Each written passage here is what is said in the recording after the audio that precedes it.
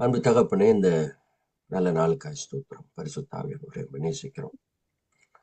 இந்த நாளிலே கூட கர்த்தாவே, உம்மோடு வரும்படியாய், தங்கும்படியாய், உம்மோடு நிலைத்து வாழும்படியாய், பரிசுத்த ஜீவனங்கள் வாழும்படியாய், இந்த பரிசுத்த ஆவியானவருடைய பாடம் எங்களுக்கு மிகவும் அவசியமாக இருக்கிறது.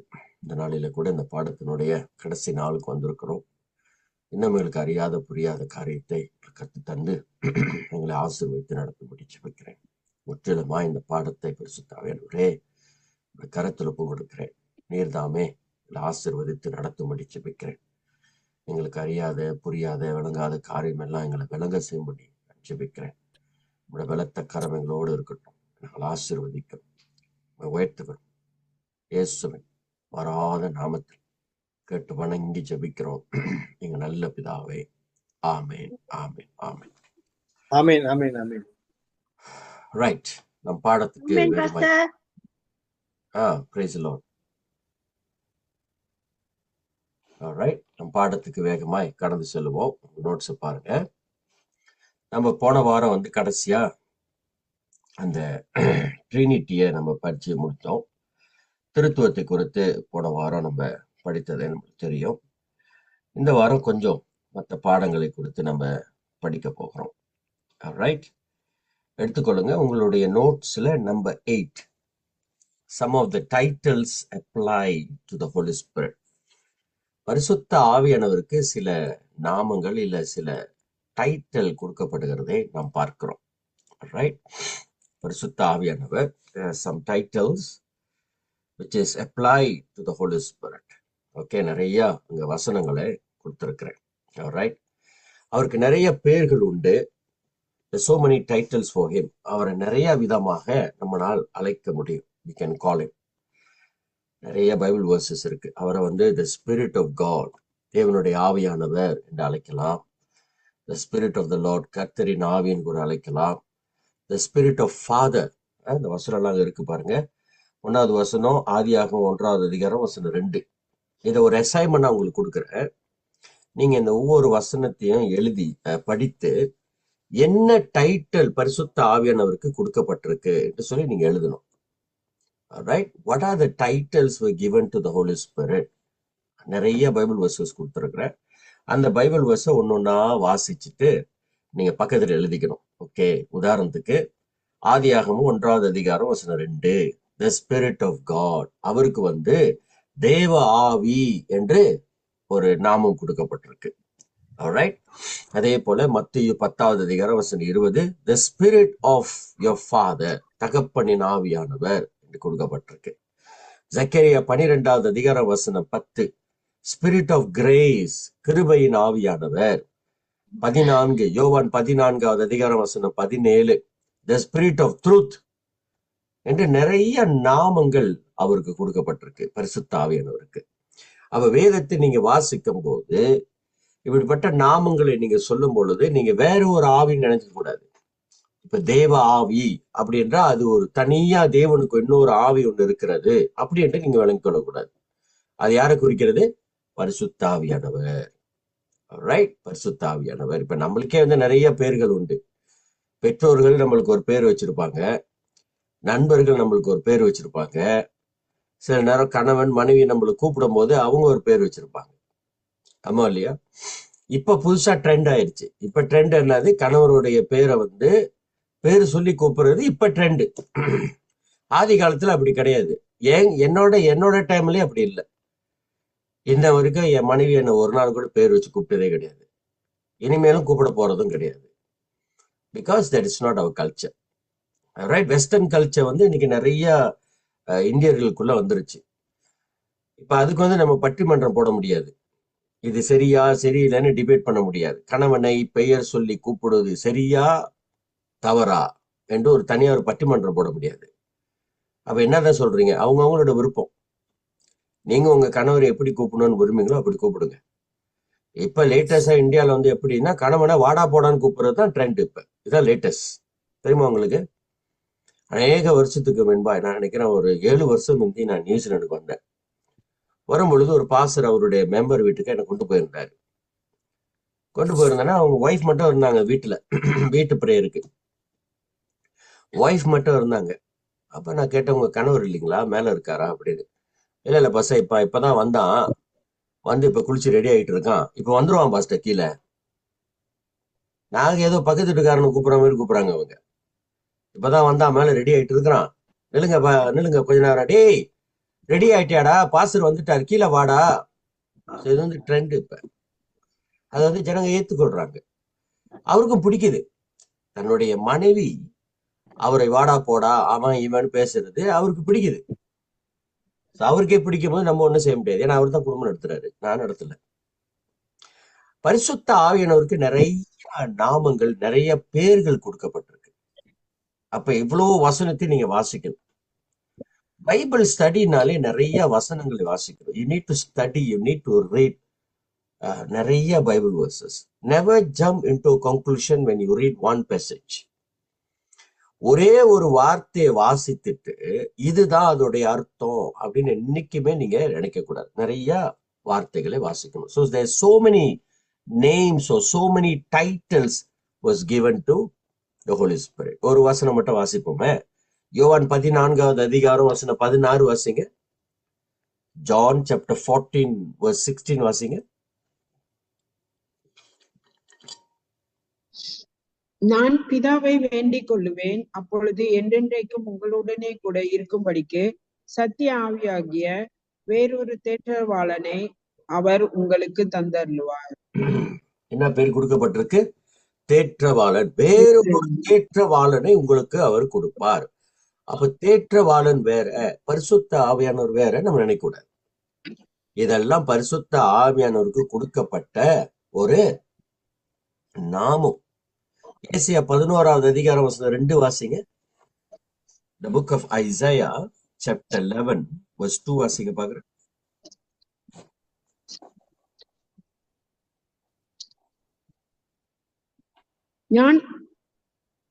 ஞானத்தையும் உணர்வையும் அருளும் ஆவியும், ஆலோசனையையும் பலனையும் அருளும் ஆவியும், அறிவையும் கர்த்தருக்கு பயப்படுகிற பயத்தையும் அருளும் ஆவியும் ஆகிய கர்த்தருடைய ஆவியானவர் அவர் மேல் தங்கி இருப்பார். The spirit of wisdom, the spirit of counsel, the spirit of knowledge, இதெல்லாம் அவருடைய பேர். இதெல்லாம் அவருடைய நாமம், பரிசுத்த ஆவியானவருடைய நாமம். நம்ம குறிப்பா சிஸ்டர் டனா வந்து இந்த பரிசுத்த ஆவியானவரை சில கேள்வி கேட்டிருக்காங்க. அதை எண்ட் ஆஃப் த ஸ்டடியில கொஞ்சம் நம்ம டிஸ்கஸ் பண்ணோம்.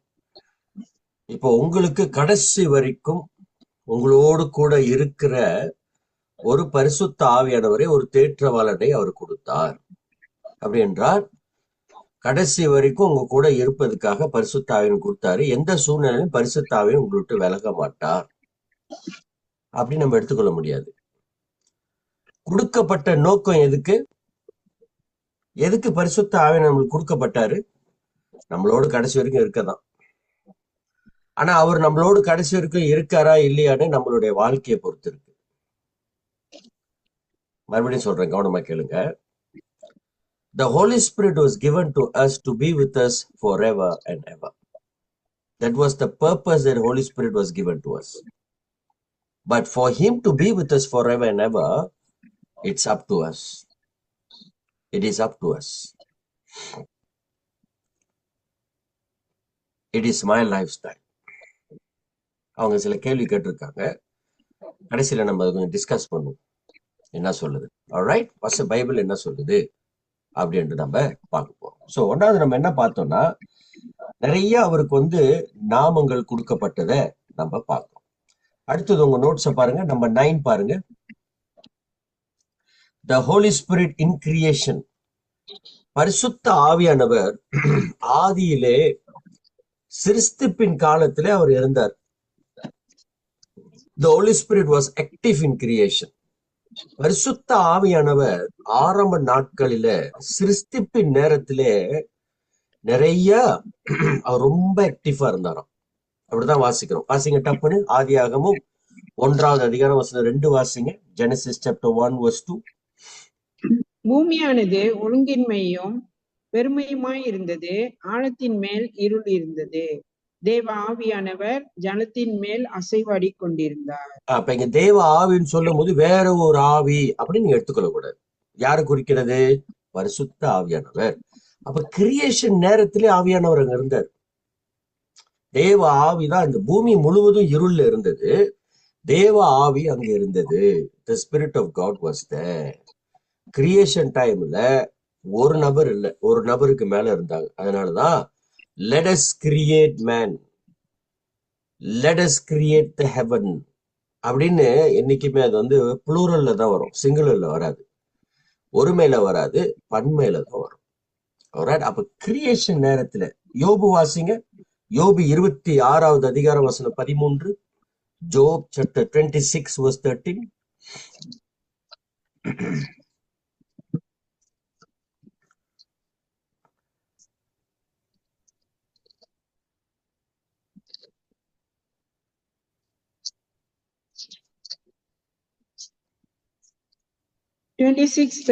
Pastor.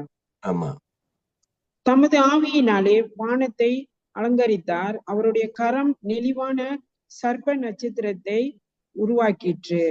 தம்முடைய ஆவியினால இந்த வானத்தையும் உலகத்தையும் கர்த்தர் அலங்கரித்தாராம். He made the whole earth, the heavens so beautiful by his spirit. By his spirit. சங்கீதம் 104 எடுங்க. சங்கீதம் 104வது அதிகாரம் வசனம் 30. Psalms chapter 104 verse 30. 104 verse 30. நீர் உம்முடைய ஆவியை அனுப்பும்போது அவைகள் சிருஷ்டிக்கப்படும். நீர் பூமியின் ரூபத்தையும் புதிதாக்குகிறீர். அப்ப பாக்குறோம், கிரியேஷன் நேரத்திலே ஆவியானவர் அங்க இருந்ததை நாம் பார்க்கிறோம். ஒரு விஷயத்தை உங்களுக்கு சொல்ல விரும்புறேன். இந்த ஆவியானவர் வந்து ரொம்ப விசேஷமானவர்.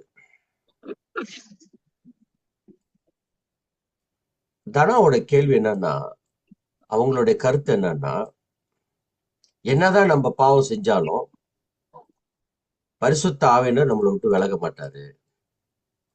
நீங்க எவ்வளவு பாவம் செஞ்சாலும் சரி, நீங்க தொடர்ந்து பாவம் செஞ்சாலும் சரி, பரிசுத்த ஆவியானவர் உங்களை விட்டு விலகவே மாட்டாரு அப்படின்னு அவங்களுடைய கருத்து.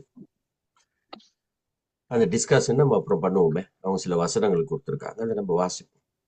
No matter what you do, no matter how many times you commit sins, the Spirit of God will not leave you. Correct, Anna? Sister Dana? That was your understanding, isn't it?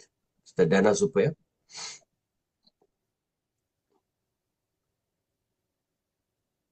சரி, சத்தத்தை காணும். But anyway, we will say. Alright? பரிசுத்தாவை என்னத்தான் நம்ம பாவம் செய்தாலும் பரிசுத்தாவை நம்மளை விட்டு விலகவே மாட்டார், நம்ம கூடயே தான் இருப்பாரு. அதுக்குதான் அவர் நம்மளுக்கு கொடுக்கப்பட்டார் என்று அவங்களுடைய சில அண்டர்ஸ்டாண்டிங். இந்த பரிசுத்த ஆவியானவர் வந்து ஒரு மனுஷனுக்குள்ள வருவதே ஒரு பெரிய விசேஷமானது.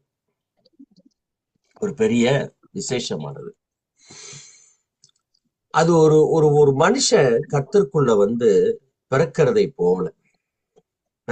போல அது உங்களுக்கு நான் வந்து கொஞ்சம் சொல்ல விரும்புகிறேன்.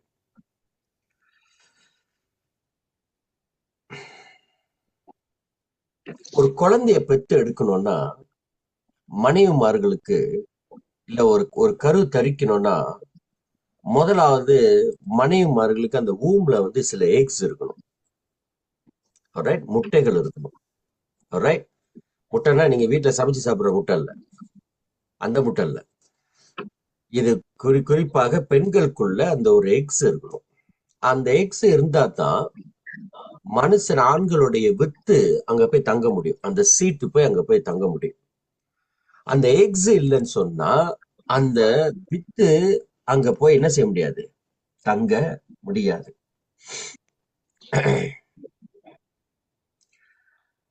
அதே போல பரிசுத்த ஆவியானவர் ஒரு மனுஷனுக்குள்ள வரலன்னா அவன் புதிதாய் பிறக்கவில்லைன்னு அர்த்தம். ஞாபகம் இருக்கா? ஒரு இரவு ராத்திரியில ஒரு பரிசேயர் நிக்கோதேமஸ் வந்து ஆண்டவரை கேட்பார், ஆண்டவரே நீர் தான் தெய்வம்னு எனக்கு தெரியும், அவங்களுக்கு மத்தியில என்னால் சொல்ல முடியாமல் இருந்தாலும் நீங்க தான் உண்மையான தேவன் என்று எனக்கு தெரியும். அப்ப ஆண்டவர் வந்து அவனை பார்த்து சொல்லுவார், நீ மறுபடியும் பிறக்காவிட்டால் நீ எங்க போக முடியாது, நீ வந்து பரலோகத்துக்கு போக முடியாது, நீ பரலோகத்துக்கு போக முடியாது. மறுபடியும் பிறக்கிற ஒரு அனுபவம் நமக்கு தேவை.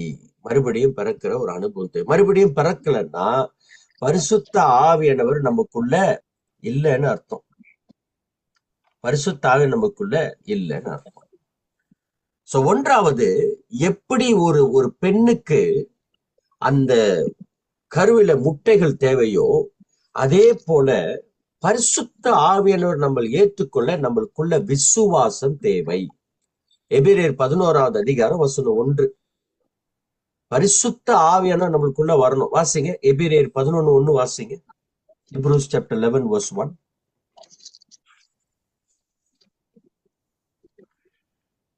டக்குனு வாசிங்க.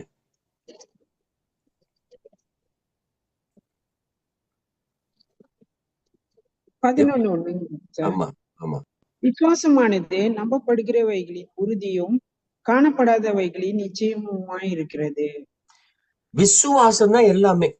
விசுவாசம் இல்லாம ஒண்ணும் இல்லை. இப்ப நான் ஒரு அழகா ஒரு குழந்தையை வைத்து, ஒரு தாயை வைத்து ஒரு அழகா ஒரு கதையை சொல்ல போறேன். நீங்க அதை கேட்கும் பொழுது அது உங்களுக்கு ஆசீர்வாதமா இருக்கும். நம்பர் 1, கருத்தரிக்கிறதுக்கு ஒரு முட்டை தேவை, எக்ஸ் தேவை பெண்களுக்குள்ள. அதே போல பரிசுத்த ஆவியானவர் நம்மளுக்குள்ள வேணும்னா நம்மளுக்கு விசுவாசம் தேவை. விசுவாசம் இல்லாமல் பரிசுத்த ஆவியானவர் நம்மளுக்குள்ள வரவே மாட்டார். பரிசுத்த ஆவியானவர் உங்களால பார்க்க முடியாது, அவர் ஆவியானவர். உங்களுக்கு பரிசுத்த ஆவியானவர் மேல நம்பிக்கை இல்ல, விசுவாசம் இல்லைன்னா பரிசுத்த ஆவி உங்களுக்குள்ள வரவே முடியாது. எப்படி பெண்களுக்கு வந்து அந்த முட்டைகள் தேவையோ அதே போல கிறிஸ்தவர்களாக இருக்கிற நமக்கு விசுவாசம் தேவை. விசுவாசம் தான் எல்லாமே. விசுவாசம் இல்லாமல் தேவனை பிரியப்படுத்த முடியாது. விசுவாசம் இல்லாமல் தேவனை காண முடியாது. விசுவாசம் இல்லாமல் தேவனுடைய மகிமை பார்க்க முடியாது. பெண்களுக்கு முட்டை இல்லைன்னா கருவை தரிக்காது. அதே போல் நம்மளுக்கு இன்னைக்கு விசுவாசம் இல்லைன்னா ஒரு கிறிஸ்தவனாகவோ இல்ல பரிசுத்த ஆவியானவர் நமக்குள்ள வர முடியாது. 1. 2வது, முட்டைகள் இருந்தாலும் ஆணுடைய with, the seed of the men, அது வரணும். அது வந்து அந்த முட்டைகளுக்குள்ள போகும்போதுதான் கரு தரிக்க போகுது. அப்ப எது வித்து? நம்பர் 2, நம்மளுக்குள்ள தேவனுடைய வித்து தேவை. நம்பர் 1 நான் சொன்ன முட்டை தேவை. முட்டை எதை குறிக்கிறது? விசுவாசம். அதான் ஆரம்பம். கிறிஸ்தவனுக்கு எது ஆரம்பம்? விசுவாசம் தான் ஆரம்பம். எல்லாம் இருந்தும் விசுவாசம் இல்லைன்னா ஒரு பிரயோஜனம் இல்லை. பெண்களுக்கு முட்டை தேவை போல விசுவாசிகளுக்கு விசுவாசம் தேவை. நம்பர் 2, அந்த முட்டைக்கு வந்து அந்த சீட், ஸ்பெர்ம்னு சொல்லுவோம்ல, அந்த சீட் தேவை. அதே போல எனக்கு இப்ப விசுவாசம் இருக்கு, விசுவாசம் இருந்தா பத்தாது, எனக்குள்ள ஒரு விதை தேவை. என்ன அந்த விதை? 1 பேதுரு 1வது அதிகாரம் வசனம் 23 வாசிங்க. 1 Peter chapter 1 verse 23. வாசிங்க.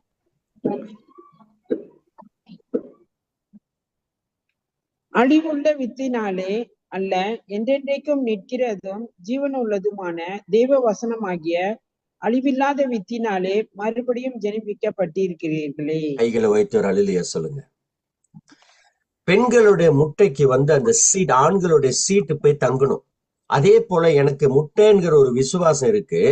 இப்ப அந்த முட்டைக்குள்ள, அந்த விசுவாசத்துக்குள்ள தேவனுடைய வித்தாகிய தேவனுடைய வார்த்தை எனக்கு தேவை. அந்த வார்த்தை இல்லைன்னா என்னதான் எனக்குள்ள விசுவாசம் இருந்தாலும் பிரயோஜனம் இல்லை. நம்பர் 3, இப்ப எனக்கு விசுவாசம் இருக்கு, இப்ப எனக்கு தேவனுடைய வார்த்தையும் இருக்கு, பத்தாது.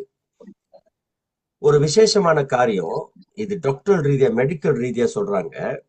பெண்கள் கருத்தரிப்பதற்கு அந்த முட்டை தேவை. இன்னொன்னு ஆண்களுடைய சீட் தேவை. இத ரெண்டையும் ஒன்னா சேர்க்கறதுக்கு பெண்களுடைய கருவுல ஏதோ ஒண்ணு நடக்குது. இக்னிஷன் உங்களுக்கு தெரியும். காடி ஸ்டார்ட் பண்றீங்கல்ல, ஸ்டார்டர் மாதிரி, அந்த இக்னிஷன், அந்த பவர் வேணும். அவங்க சொல்றாங்க, எங்களுக்கு என்னன்னு கண்டுபிடிக்க முடியல, அந்த கருவையும் அந்த முட்டையும் அந்த சீட்டையும் கனெக்ட் பண்ற ஏதோ ஒரு சக்தி உள்ள நடக்குது, என்னன்னு எங்களுக்கு தெரியல.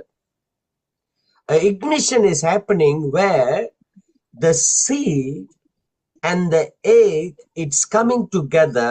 Ignition is bringing them together. ஏதோ ஒண்ணு கொண்டு வருது உள்ளுக்கு, ஏதோ ஒண்ணு இல்ல. அப்படியே ஆவிக்குரிய அர்த்தத்துல பார்த்தா அதான் பரிசுத்த ஆவியினுடைய வேலை. கைகளை உயர்த்தி, எனக்கு விசுவாசம் இருக்கு, இங்க தேவனுடைய வார்த்தை இருக்குல்ல, கவனிங்க. எனக்கு ஒரு சைட்டு விசுவாசம் இருக்கு, இன்னொரு சைட்டு தேவனுடைய வார்த்தை இருக்கு. இத ரெண்டையும் இப்ப கனெக்ட் பண்ணணும். கனெக்ட் பண்ணாதான் குழந்தை பிறக்க போகுது, கனெக்ட் பண்ணாதான் கருதரிக்க போகுது. இத கனெக்ட் பண்ணுகிற வேலை பரிசுத்த ஆவியானவருடைய வேலை. This is the work of the Holy Spirit. அதனாலதான் இயேசு அந்த நிக்கோதேமுவை பார்த்து சொன்னாரு, நீ மறுபடியும் பிறக்கலன்னா நீ பரலோகத்துக்கு போக முடியாது, பரலோகத்தை நீ சுகந்தரிக்க முடியாது. If you don't have the born again experience, you can never inherit heaven. அப்ப அந்த சீட்டையும் அந்த விசுவாசத்தையும் ஒன்னா கொண்டு வருகிற வேலை என்னுடைய தெய்வமாகிய பரிசுத்த ஆவியானவருடைய வேலை. அல்லேலூயா. இல்லைன்னா கருத்தரிக்காது. நான்காவது, நம்பர் 4, இந்த குழந்தை ஏறக்குறைய ஒரு 40 வாரம், 40 வீக்ஸ், ஒரு 40 வாரம் தன்னுடைய தாயின் வயிற்றுக்குள்ள இருக்கணும், அந்த கருக்குள்ள இருக்கணும். அந்த கரு எப்படி இருக்கும்னா அப்படியே தண்ணீர் நிறைந்து இருக்கும். அந்த குழந்தை அந்த தண்ணீருக்குள்ளேயோ அந்த பைக்குள்ளேயோ அழகா இருக்கணும், மறைந்து இருக்கணும். ஆமா இல்லையா? பிறக்கிற வரைக்கும் தன் தாய் கர்ப்ப பைக்குள்ள அந்த குழந்தை மறைந்து இருக்கணும். அதே போல சங்கீதம் 91வது அதிகாரம் வசனம் 1 வாசிங்கள. சங்கீதம் 91வது அதிகாரம் வசனம் 1. Psalms chapter 91 verse 1. உன்னதமானவரின் மறைவில் இருக்கிறவன் சர்வ வல்லவருடைய நிலையிலே தங்குவான். கைகளை வைத்து ஒரு அல்லியா சொல்லுங்க. இப்ப என்ன ஆயிடுச்சு? ஒன்னாவது நான் சொன்னேன், அந்த முட்டை தேவை, விசுவாசம் தேவை. ரெண்டாவது சொன்ன வித்து தேவை, சீட்டு தேவை, தேவனுடைய வார்த்தை. மூன்றாவது சொன்ன இந்த முட்டையையும் இந்த வித்தையும் ஒன்னா சேர்க்கிற வேலை பரிசுத்த ஆவியானவருடைய வேலை. எனக்குள்ள விசுவாசம் வந்துட்டு தேவனுடைய வார்த்தை அங்கதான் இருக்கு.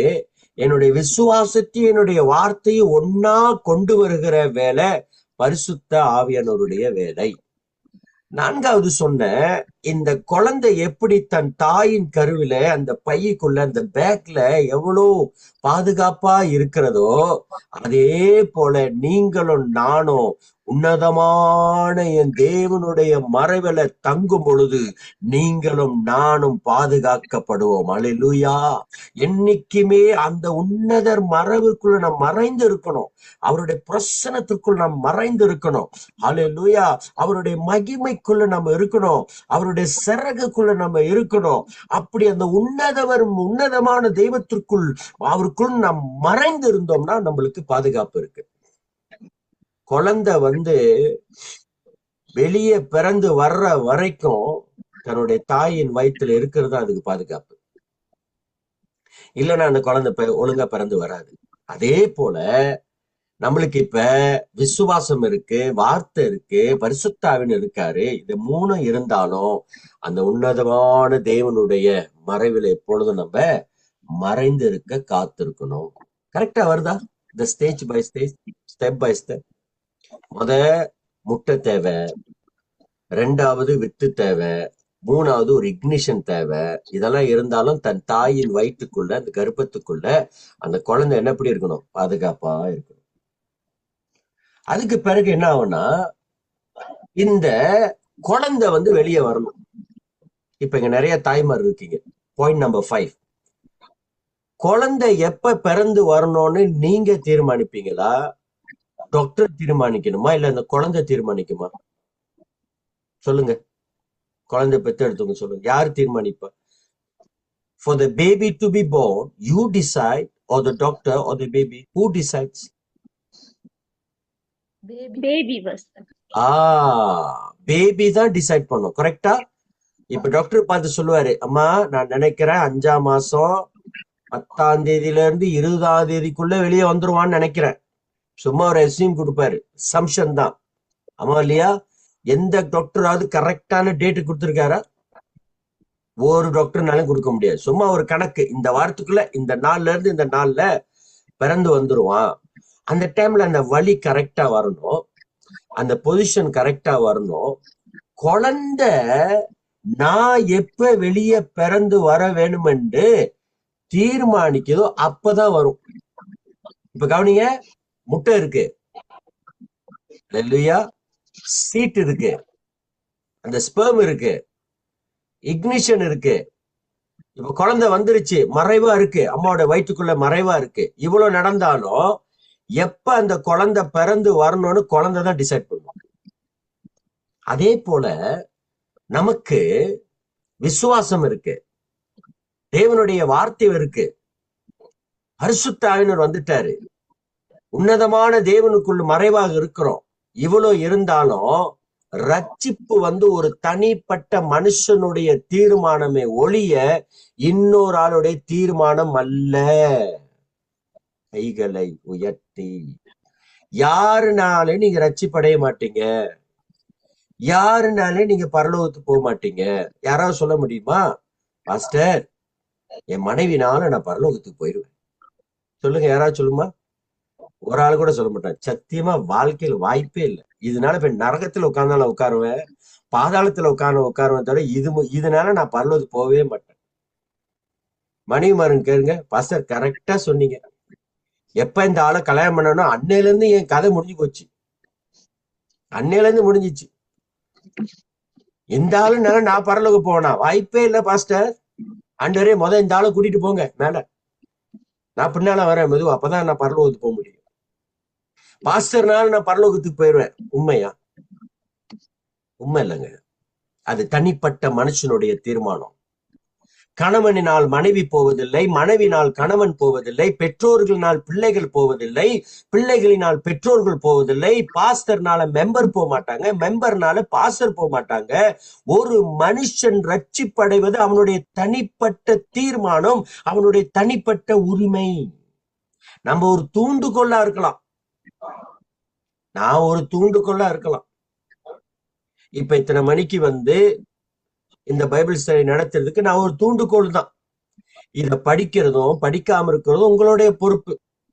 எத்தனை பேர் இந்த குரூப்ல இத படிச்சுட்டு பிறருக்கு கத்து கொடுக்கணும் நினைக்கிறீங்க? உங்களுடைய தீர்மானம்.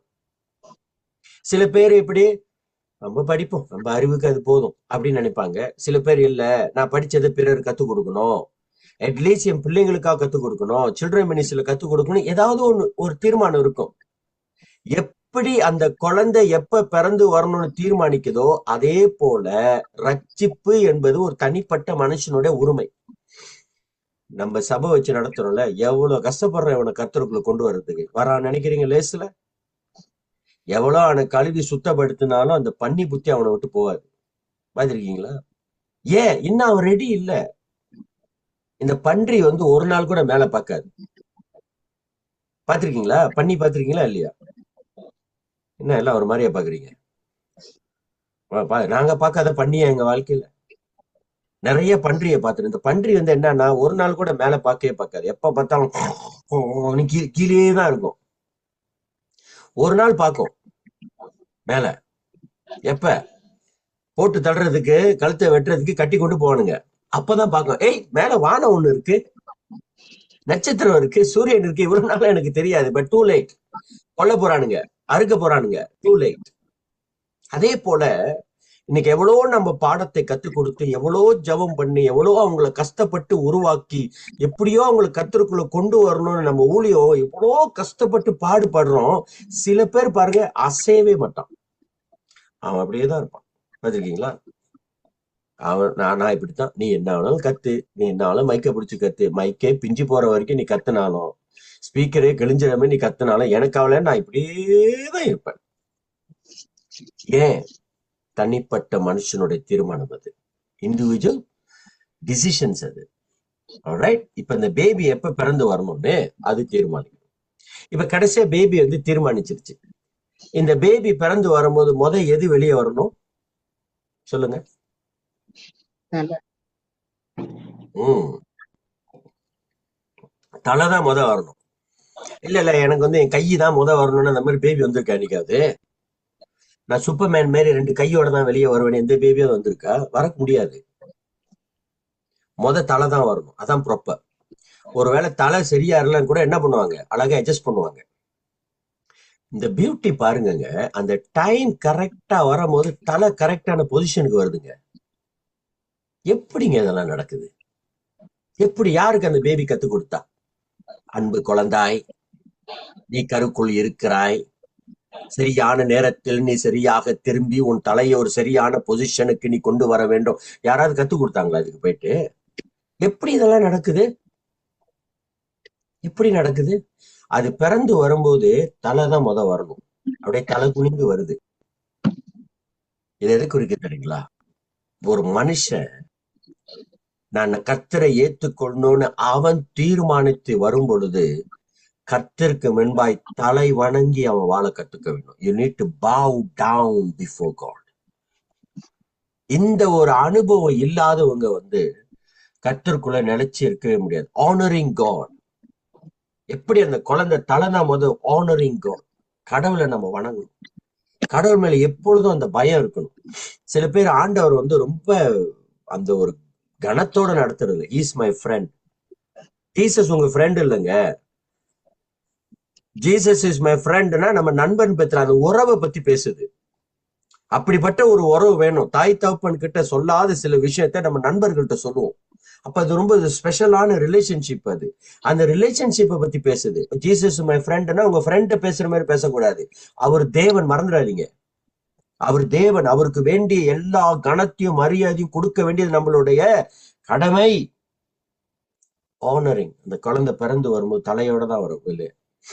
அந்த ஆனர். ஒரு மனுஷன் ரட்சிப்படைந்த பெரும்பு அவன் எப்பொழுதும் கடவுளுக்கு வந்து என்ன செய்யணும்? அந்த கனத்தோடு இருக்கணும். கடைசியா வெளியே குழந்தை வந்தோட குழந்தை ஒண்ணு செய்யும். என்ன செய்யணும் சொல்லுங்க? குழந்தை வெளியே வந்துருச்சு, ஒண்ணு செய்யணும். குழந்தை அழுவணும். அழுவணும், கத்தி கத்தி அழுவணும். இப்ப குழந்தை அழுவலைன்னா என்ன செய்வார் டாக்டர்? நல்ல குழந்தை, அழுவாத ஒரு தங்கம். அப்பா அழுவாம இருக்க சந்தோஷப்படுவாரா? போடுவாரு பின்னால ரெண்டு போட்டோன்னா அது அழுவணும். அழுவந்தாதான் அது என்ன அர்த்தம்? அது உயிரோடு இருக்குன்னு அர்த்தம். பறந்து வந்தோன்னா அழுவணும் குழந்தை. இதெல்லாம் உங்களுக்கு எப்படி பாஸ்டர் தெரியுது? என் மனைவி பத்தி எடுக்கும்போது நான் உள்ளதானே இருந்தேன் ஹாஸ்பிட்டல்ல. டாக்டர் என்ன வர பாத்துக்கிறாங்க, ஒய்ஃபு வேற பிரதர் வைக்கிறாங்க, எல்லாம் நார்மல் டெலிவரி தான். என்ன வர பாக்குறாங்க, இவன் ஏதோ மயக்கம் போட்டு கொண்டுற போறான் போல அப்படின்னு. அப்படி என்னையே பார்த்துட்டு இருக்காங்க. நான் சொன்னேன், என்னை பத்தி கவலைப்படாது, நீ குழந்தைய பத்தி எடு, வெளியே கொண்டா குழந்தைய, நீ என்ன பத்தியும் கவலைப்படுற. குழந்தை பிறந்து வந்தோடனே ஸ்டார்ட் கிரைங். ஒரு மனுஷன் பிறந்து வந்த உடனே அவனோட அழுகை என்ன தெரியுமா? ஆண்டவரே, நான் இவ்வளவு நாள் நான் பாவம் செஞ்சு நான் வாழ்ந்துட்டேன். கொஞ்ச நெஞ்ச நாள் இல்ல என்னுடைய பாவ வாழ்க்கை, கொடூரமான பாவலா நான் செய்துட்டேன். இப்படிப்பட்ட உண்மையான தேவன் ஒருத்தர் இருக்கிறான்னு அறியாமலே நான் வாழ்ந்துட்டேன். கண்டதையும் வணங்கினேன், நினைச்சதை வணங்கினேன், சிந்திச்சதை வணங்கினேன், விசுவாசத்தை வணங்கினேனே ஒழிய வானத்தையும் பூமியும் படைத்த உண்மையான சர்வ வல்லமை தேவன் இருக்கிறாரு, அதை மறந்து என்னுடைய வாழ்க்கையில பாவமும் நாசமும் அப்படியே வாழ்ந்து இஷ்டமாய் நான் வாழ்ந்துட்டேன். அந்த உண்மையான தேவனை முழு இருதயத்தோடு நான் வணங்காமல் போயிட்டேன்னு ஒரு மனுஷன் ரட்சிப்பு அடைந்தோன்னு அழுவணுங்க. அழுவணும். நான் வந்து ஹிந்து குடும்பத்துல பிறந்தேன். ஒரு ஏறக்குறைய 10-11 வயசு ரட்சிக்கப்பட்டேன். ஒரு 18 வயசு வரும்போது பாவத்தில் விழுந்தேன். கர்த்தரை விட்டு விலகிட்டேன். கர்த்தரை விட்டு விலகி என் சொந்தமான வாழ்க்கையில வாழ்ந்து பல பாவத்தோடு வாழ ஆரம்பிச்சிட்டேன். அப்போதான் மறுபடியும் கர்த்தர் எனக்கு ஒரு சான்ஸ் கொடுத்தாரு.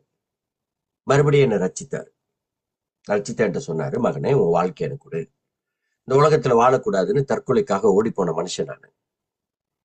அது என்னுடைய தவறு. சில பேர் இப்படி சாட்சி சொல்லுவாங்க.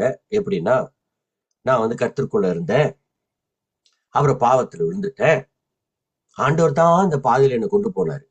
ஆண்டவர் அதெல்லாம் செய்ய மாட்டாரு. அது நம்மளுடைய தவறு. நம்மளுடைய தவறு. சில பேர் சாட்சி எல்லாம் சொல்லும் போது கவனமா சொல்லணும். சில பேரோட சாட்சி எல்லாம் கேட்டா பயமா இருக்கு நம்மளுக்கு. சாட்சியெல்லாம் பயங்கரமா இருக்கும் சில நேரம். ஒருத்தர் சொன்னார் சாட்சி, நான் தெருவிலே நடந்து போனேன்,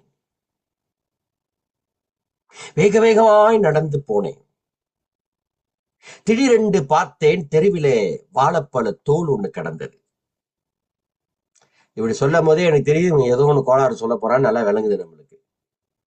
தெருவிலே வாழைப்பழ தோலை கண்டேன், காலை கொண்டு போய் அதை வைத்தேன், கால் அப்படியே சறுக்கி போய் கொண்டே இருந்தது. அன்பரே தெய்வமே என்னை காப்பாத்து என்று சொன்னேன், கர்த்தர் என்னை காப்பாத்தினார். இதெல்லாம் ஒரு சாட்சியா? உனக்கு அறிவு இல்லை? வாழைப்பழ தோல் இருக்காம கால் வைப்பானே எவனாவது அதுல போயிட்டு, இதெல்லாம் ஒரு சாட்சியா? இன்னொருத்தர் சொன்னார், பரலோகத்தை கண்டேன், பரலோகத்தில் ஏறினேன், பரலோகத்தில் ஏறிக்கொண்டு இருந்தேன், ஏறிக்கொண்டே இருந்தேன். நீ எப்படா கீழே இறங்குவ? நீனு ஏறிட்டே எப்ப கீழே கீழே வா? நீனு என்ன சாட்சி சொல்லணும் நம்மளுக்கே தெரியல. என்ன சாட்சி சொல்லணும் நம்மளுக்கே தெரியல.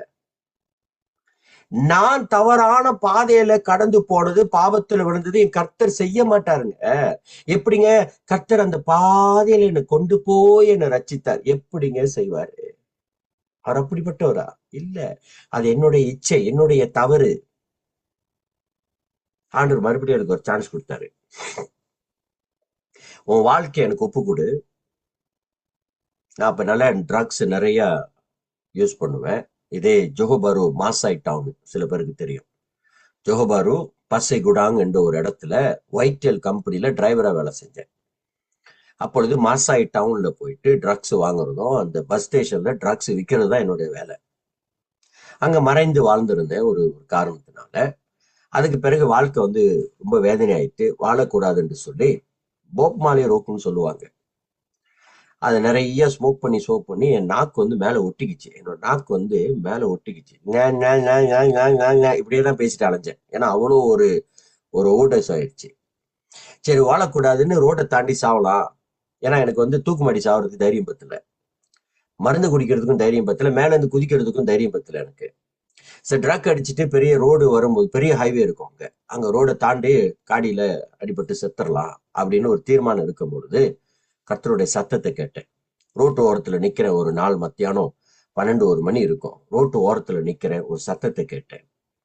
அந்த சத்தம் என் இருதயத்துல பேசினது, son, give me your life, I will take it to the nation, I will use you for the nation. மகனே, உன் வாழ்க்கை எனக்கு கொடு, உன்னை நான் தேசங்களுக்கு பயன்படுத்துவேன் என்று கர்த்தர் சொன்னார். ஒரே ஒரு வார்த்தை. நீங்க நம்புறீங்களோ இல்லையோ, ஒரு வாரம் அழுதேன். 1 whole week I was crying. குளிக்கும் போது அழுவேன், சாப்பிடும் போது அழுவேன். டிரைவரா வேலை செஞ்சேன் ஒயிட்டெல் கம்பெனிக்கு. பாஸ் பின்னால் உட்காந்துருப்பாரு. அவரை போய் ஏர்போர்ட்ல விட்டோம், டவுன்ல கொண்டு போகும்போது அழுதுகிட்டே போவேன். அவரே என்ன பார்ப்பாரு, இவனுக்கு என்ன ஆயிடுச்சுன்னு தெரியல. அழுவேன், அழுது கொண்டே இருப்பேன் ஒரு வாரம். ஏன் அழுகுறேன்னு அன்னைக்கு எனக்கு தெரியல. இன்னைக்கு என்ன கேட்டீங்கன்னா எனக்கு தெரியும். பரிசுத்த ஆவி உள்ள வந்துட்டாருன்னா நம்ம வாழ்க்கை அப்படியே கழுவும் பொழுது, நம்ம வாழ்க்கையை சுத்தப்படுத்தும் போது, ஐயோ நான் இவ்வளவுலாம் பாவம் செஞ்சுட்டேனா, நான் இப்படியெல்லாம் நாச மோசமாய் வாழ்ந்துட்டேன்னு சொல்லி நம்ம இருதயம் சுக்குநூறாய் உடைந்து நம்ம அழ ஆரம்பிப்போம். இந்த குழந்தை வெளியே வரும்போது என்ன செஞ்சுதான்? அழுதுதான். அந்த அழுகையில ஒரு விசேஷம் இருக்கு. என்னன்னா, அந்த அழுகையில குழந்தை சாதாரணமா அழுவுது, நம்ம அழுவும் பொழுது நம் பாவத்தை நினைச்சு அழுவோம். இயேசு கிறிஸ்துவே உண்மையான தெய்வன் என்று அறிக்கையிட்டும் அழுவோம். இதான் ஒரு மனுஷனுடைய this is what salvation means. இப்படிதான் ஒரு மனுஷனுடைய ரட்சிப்பு இருக்கும். பரிசுத்த ஆவியானவருக்கு நிறைய பெயர்களும் நிறைய நாமங்களும் கொடுக்கப்பட்டிருக்கு. அடுத்தது என்ன வாசிச்சோம்னா, the Holy Spirit and the Holy Spirit in creation, அதை பார்த்தோம். அடுத்தது பாருங்க உங்க நோட்ஸ்ல நம்பர் 10, 10ஆவதுல பரிசுத்த ஆவியானவரும் இயேசு கிறிஸ்துவும். இந்த ஹோலி ஸ்பிரிட்டுக்கும் இயேசு கிறிஸ்துக்கும் எப்பொழுதுமே ஒரு ஐக்கியம் இருந்துகிட்டே இருக்கும். ஹோலி ஸ்பிரிட்டுக்கும் பரிசுத்த ஆவியானவருக்கும் எப்பொழுதுமே ஒரு ஐக்கியம் இருந்துகிட்டே இருக்கும். 2 பேரும் தனித்து இருக்க மாட்டாங்க. வாசிங்க கலாத்தியர் 4வது அதிகாரம் வசனம் 6 வாசிங்க. கலாத்தியர் 4வது அதிகாரம் வசனம் 6. மேலும் நீங்கள் புத்திரராய் இருக்கிறபடியினால் அப்பா பிதாவே என்று கூப்பிடத்தக்கதாக தேவன் தமது குமாரனுடைய ஆவியை உங்கள் இருதயங்களில் அனுப்பினார். குமாரின் ஆவி, ஏற்கனவே தேவ ஆவின்னு பார்த்தோம். தேவ ஆவி யாருக்கு? யார சொல்லுகிறது? பரிசுத்த ஆவியானவர். குமாரின் ஆவி. இப்ப நம்மளுக்கு மனுஷனுக்கு 3 இருக்கிறது, ஆவி, ஆத்துமா, சரீரம் இருக்கு. கரெக்டா? ஆவி எங்க வந்துச்சு? தேவனுடைய மூச்சினால, பிரெத்னால நம்மளுக்கு ஆவி வந்துச்சு. Was breathed on us and we had the spirit. சரீரம் மண்ணால வந்துச்சு, மறுபடியும் மண்ணுக்கு போயிடும். ஆத்துமா மறுபடியும் பரலோகத்துக்கு போகணுமா நரகத்துக்கு போகணுமான்னு ஆத்துமா தீர்மானிக்கணும். அதே போல் தேச கிறிஸ்துக்கு ஒரு ஆவி இருந்தது. அது என்ன ஆவியா? பரிசுத்த ஆவியானவர். இவங்க 2 பேர்த்தையும் நீங்க பிரிக்கவே முடியாது. ரோமர் 8:9 வாசிங்க. ரோமர் 8:9.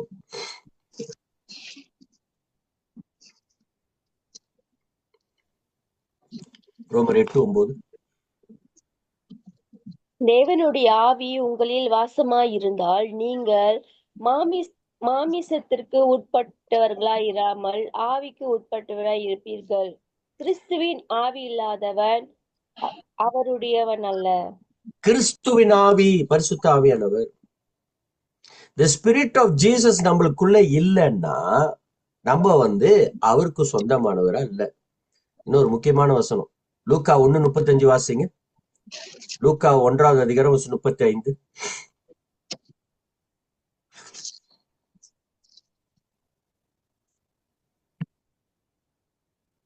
தேவதூதன் அவளுக்கு பிரதியுத்தரமாக, பரிசுத்த ஆவி உன்மேல் வரும், உன்னதமானவருடைய பலம் உன்மேல் நிழலிடும்.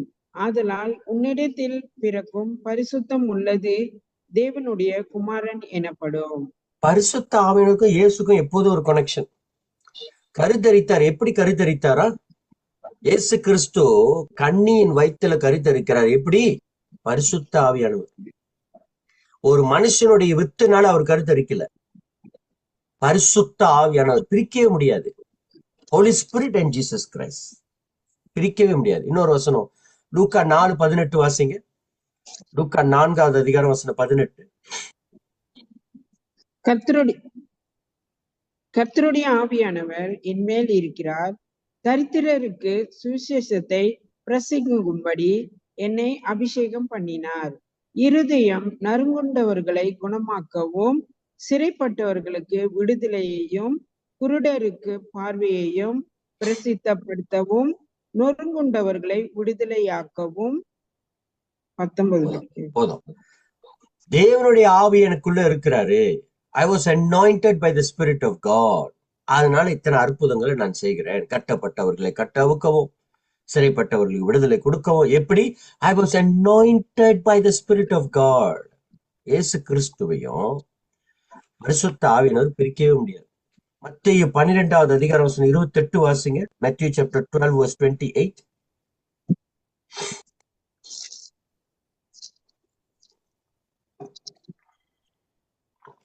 நான் தேவனுடைய ஆவியினாலே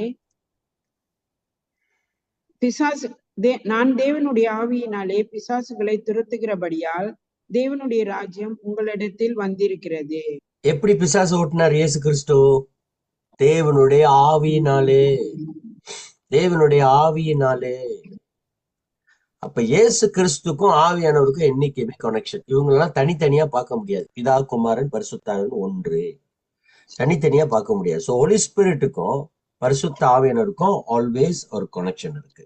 number 11 the Holy Spirit and God's people. பரிசுத்த ஆவியானவருக்கும் தேவ ஜனங்களுக்கும் எப்பொழுதும் ஒரு கனெக்ஷன் இருந்துகிட்டே இருக்கும். பரிசுத்த ஆவியானவருக்கும் தேவ ஜனங்களுக்கும் ஒரு கனெக்ஷன் இருந்துகிட்டே தான் இருக்கும். உங்களை தனியா நம்ம பிரிக்கவே முடியாது. ஏசாயா 44வது அதிகாரம் வசனம் 3 வாசிங்க. Isaiah chapter 44 verse 3. Isaiah 44:3. தாகம் உள்ளவன் மேல் தண்ணீரையும் வறண்ட நிலத்தின் மேல் ஆறுகளையும் ஊற்றுவேன். உன் சந்ததியின் மேல் என் ஆவியையும் உன் சந்தானத்தின் மேல் என் ஆசீர்வாதத்தையும் ஊற்றுவேன். என் ஆவியை நான் ஊற்றுவேன். என் ஜனங்கள் மேல என்ன செய்வேன்? என் ஆவியை நான் ஊற்றுவேன். I will pour my spirit on my people. Hallelujah. Amen. நிறைய இடத்துல ஆவியானவர் அப்படியே அசைவாடுகிறதை பார்க்கிறோம். ஆமா இல்லையா? ஜனங்கள் மத்தியில ஆவியானவர் அசைவாடுகிறார். அப்போஸ்தலர் நாட்கள்ல ஆவியானவர் இறங்கி வந்தார். அப்போஸ்தலர் 1:8 வாசிங்க. The book of Acts chapter 1 verse 8.